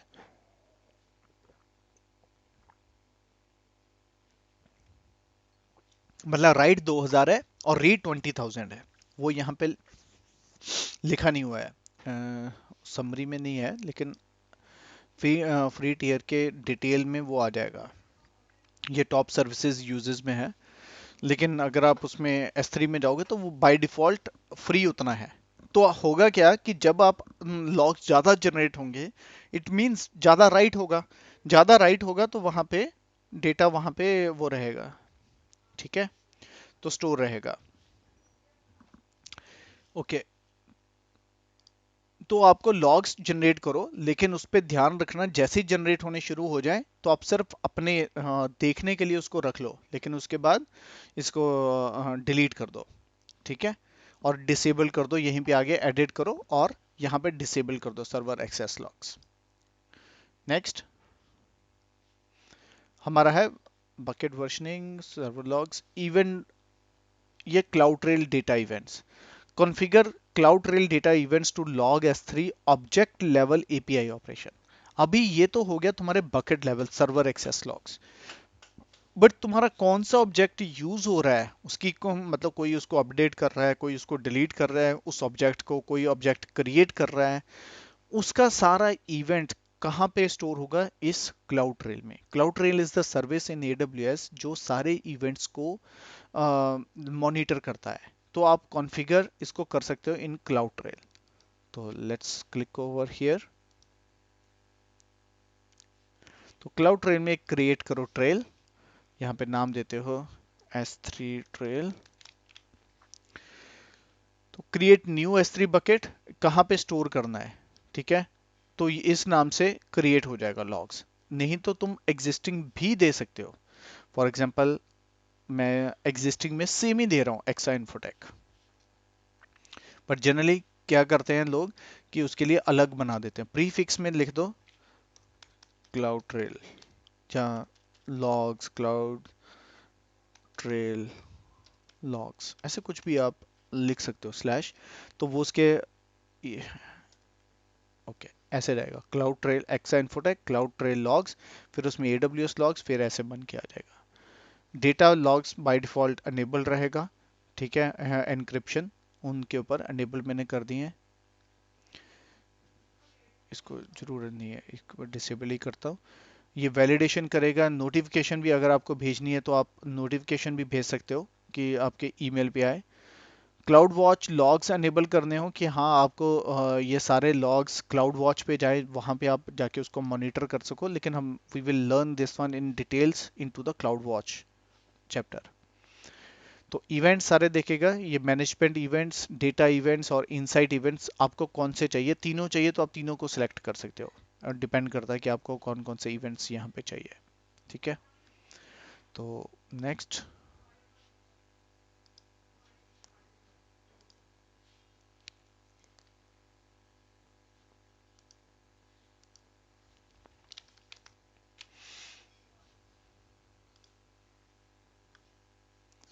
Just create the trail. तो ये आपका क्रिएट हो गया। तो ये भी बहुत सारे लॉग्स जनरेट करेगा, तो बी केयरफुल। तो अभी यहाँ पे आके जस्ट रिफ्रेश कर लो एक बार।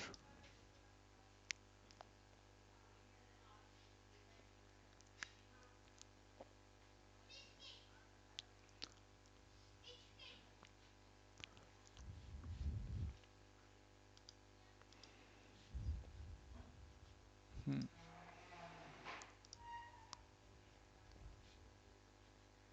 तो अगर आपको बाद में स्टॉप करना हो तो यहाँ पे आके स्टॉप लॉगिन भी कर सकते हो, क्योंकि ये बहुत सारे जनरेट करेगा लॉग्स को, ठीक है, ट्रेल्स पे। ओके, तो अभी नीचे आ जाओ।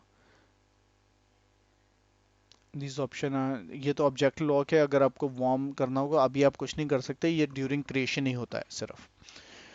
हाँ, एक होता है वेबसाइट होस्टिंग। अगर इसी के ऊपर आपको वेबसाइट बनानी हो तो आप, हाँ, मतलब स्टैटिक वेबसाइट लोग S3 में ही डाल सकते हैं आज के दिन में। तो आप अगर स्टैटिक वेबसाइट बनानी है तो यहाँ पे क्लिक करो, static website hosting, edit, enable कर लो। जैसे ही अनेबल करोगे वो पूछेगा कि index.html फाइल होनी चाहिए, तो मैं लिख देता हूँ index.html।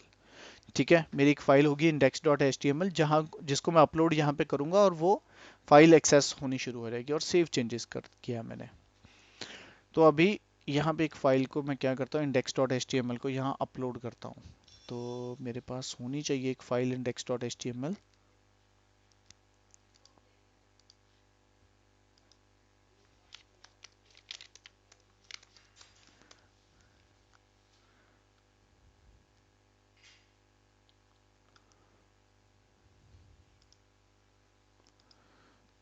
ये नहीं है।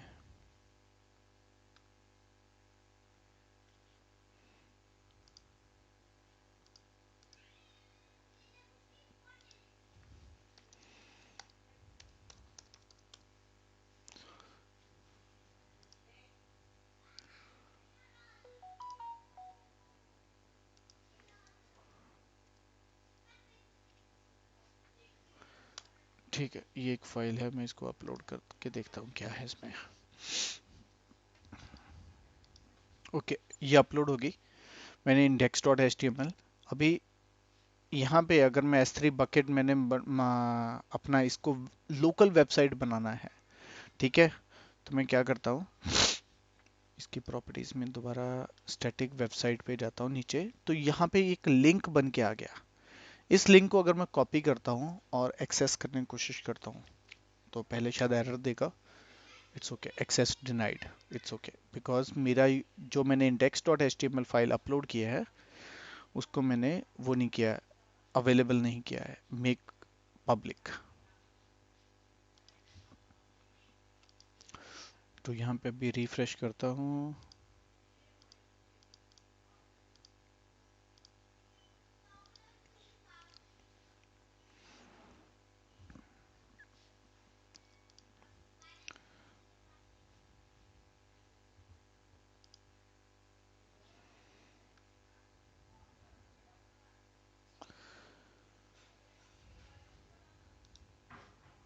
I think it is already public. What is the problem? Just hold a second.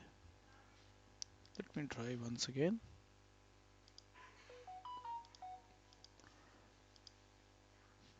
Okay.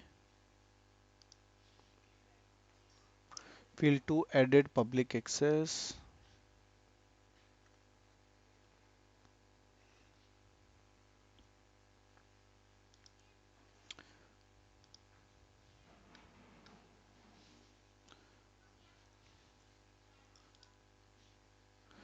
Index.html, that is fine.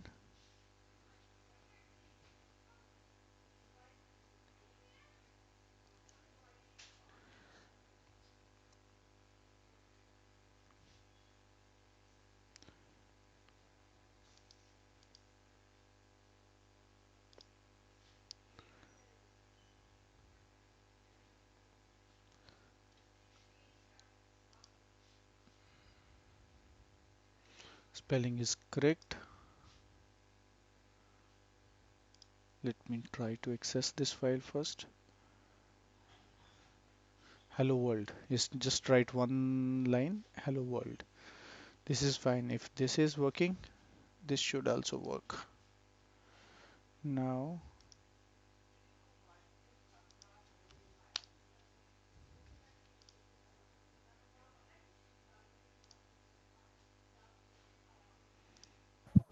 Access denied के जो कोड में जो इशू वाला दिखा रहा है वो एक्सेस डिनाइड दिखा रहा है। हम्म इसका इंफॉर्मेशन का इशू कुछ। वही है, लेकिन डायरेक्टली वो एक्सेस हो रही है। इन्होंने हाँ रिसेंटली कुछ चेंज हुआ है तो मुझे पता नहीं, क्योंकि फाइल तो एक्सेस हो रही है आउटसाइड। फायदा, हाँ फायदा से हो गया index dot H T M L name तो सेम है। हाँ एक बार तो मैं merits of access.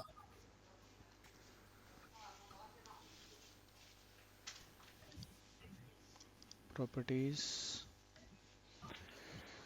hosting type bucket hosting enabled when you configure this bucket as static website, the website available as the it is endpoint URL.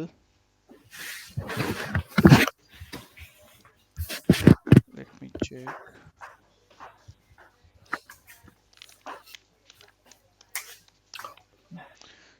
Index document index.html. पूरा खाना खत्म हो रहा है। मैं मेरे को कहाँ जाना है, मैं फ्री हूँ। KGF chapter 3।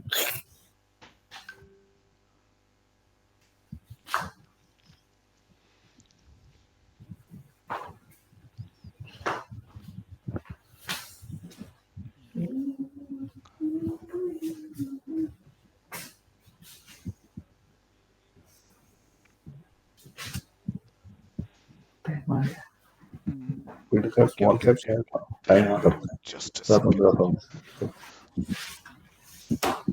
ये हाँ जी क्रॉस इतना बड़ा रीजन का प्रॉब्लम हो सकता है, एक मिनट होल्ड करो। वो भी जब सपोर्ट क्रॉस करता रीजन है। होता इनका है तो कितना ये सिंगल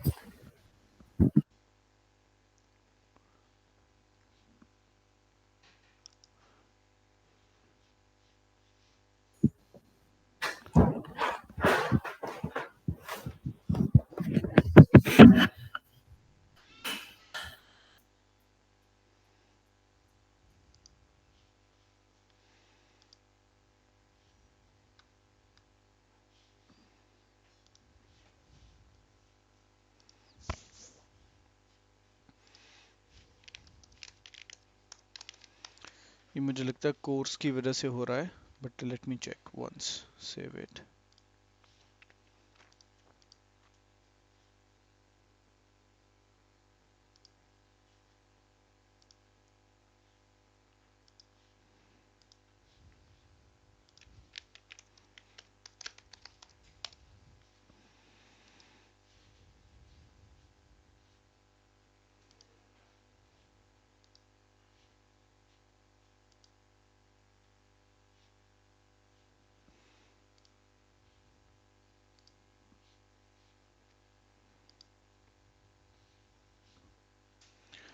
एक मिनट मैं चेक कर रहा हूँ, क्योंकि HTML में क्या होता है ना, there is a option of the course like cross region object.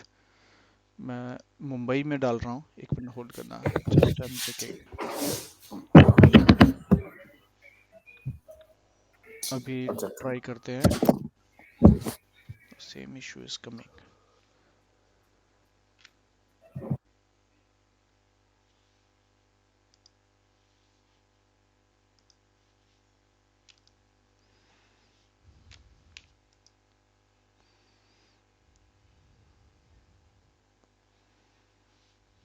Okay ठीक है, मैं इसको चेक कर लूँगा what is the issue in that. Don't ठीक है। वांट सुमन। ओके, तो हमारे पास दूसरी परमिशंस हैं। तो जैसे हमने ये ब्लॉक एक्सेस किया, ठीक है, बकेट ठीक है। पॉलिसी अगर आप अटैच करना चाहते हो तो यहाँ पे कर सकते हो। ऑब्जेक्ट की ओनरशिप भी आप अपने हिसाब से चेंज कर सकते हो, अगर आपको ACL डिसेबल्ड करने हैं, पर्टिकुलर ऑब्जेक्ट रखना है, ठीक है, तो ओनरशिप आप यहाँ पे चेंज कर सकते हो इसकी। और उसके अलावा this is the CORS cross region resource sharing. अगर आप कोई वेबसाइट बना रहे हो और क्रॉस रीजन पे उसको शेयर कर रहे हो, the course should be enabled. ठीक है, तो ये ओके एक्चुअली जेस मतलब मीन्स HTML का ही पार्ट है कि वो अनेबल होना चाहिए, अदरवाइज वो एक्सेस नहीं होता, वो एक्सेस डिनाइड देता रहता है। ठीक है। मैट्रिक्स और हम कर सकते हैं। ठीक है, अभी इसमें मैं अपने ही मेन वेबसाइट पे जाता हूँ जहाँ पे हम थोड़ा यूज़ कर रहे थे। अगर मैं दिखाता हूँ कोई पुरानी अ, लेके चलता हूँ जो मैंने पहले की बनी हुई है, जैसे ये एक फाइल, यहाँ मैट्रिक्स में जाता हूँ तो वो थोड़ा पुराना डेटा आपको शो कर देगा कि कैसे यूज़ हुआ है। ये देखो ऐसे। ठीक है, क्योंकि अभी जो अभी फाइल बनी है, जो अभी हमने बकेट बनाई है, उसमें वो ज़्यादा डेटा शो नहीं करता, तो यहाँ पे साइज कितना बड़ा है, वो सारी चीज़ें वो मैट्रिक्स में शो कर देता है आपको। ठीक है। ठीक है। अब दूसरा चार्ट देखना चाहते हो, एडिशनल चार्ट्स, तो यहाँ पे क्लिक करो। तो इसमें ये देखो, आप 1 वीक का डेटा, लास्ट 1 वीक का देखना चाहते हो, लास्ट 2 वीक्स का देखना चाहते हो, तो यहाँ पे देख सकते हो। ठीक है, मैट्रिक्स में। उसके अलावा एनालिसिस होता है, स्टोरेज क्लास एनालिसिस। तो इसका मेजरली क्या होता है यहाँ पे स्टोरेज क्लास में, कि आप उसको एनालाइज करते हो।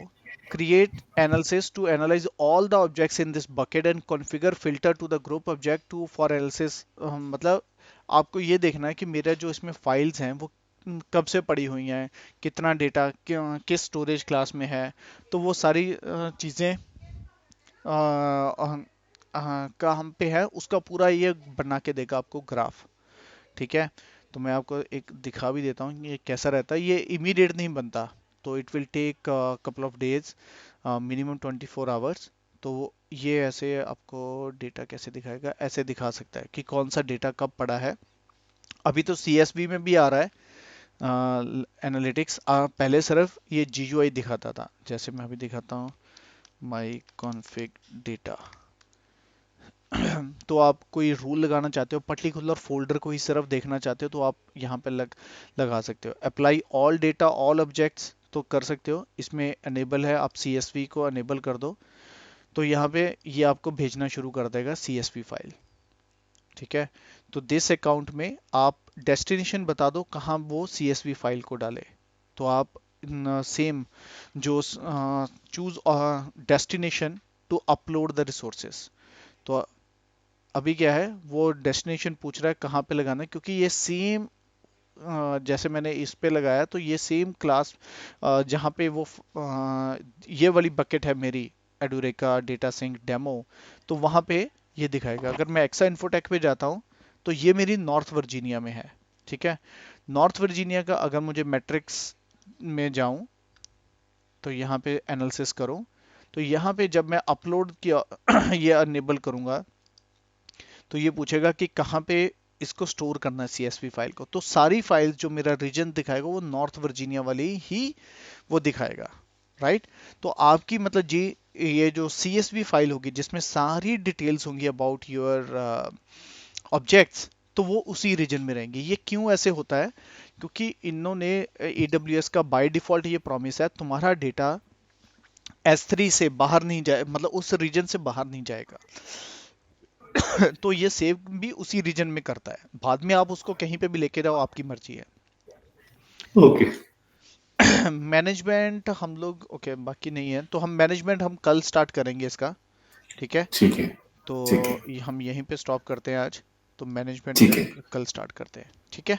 ठीक है। ठीक है।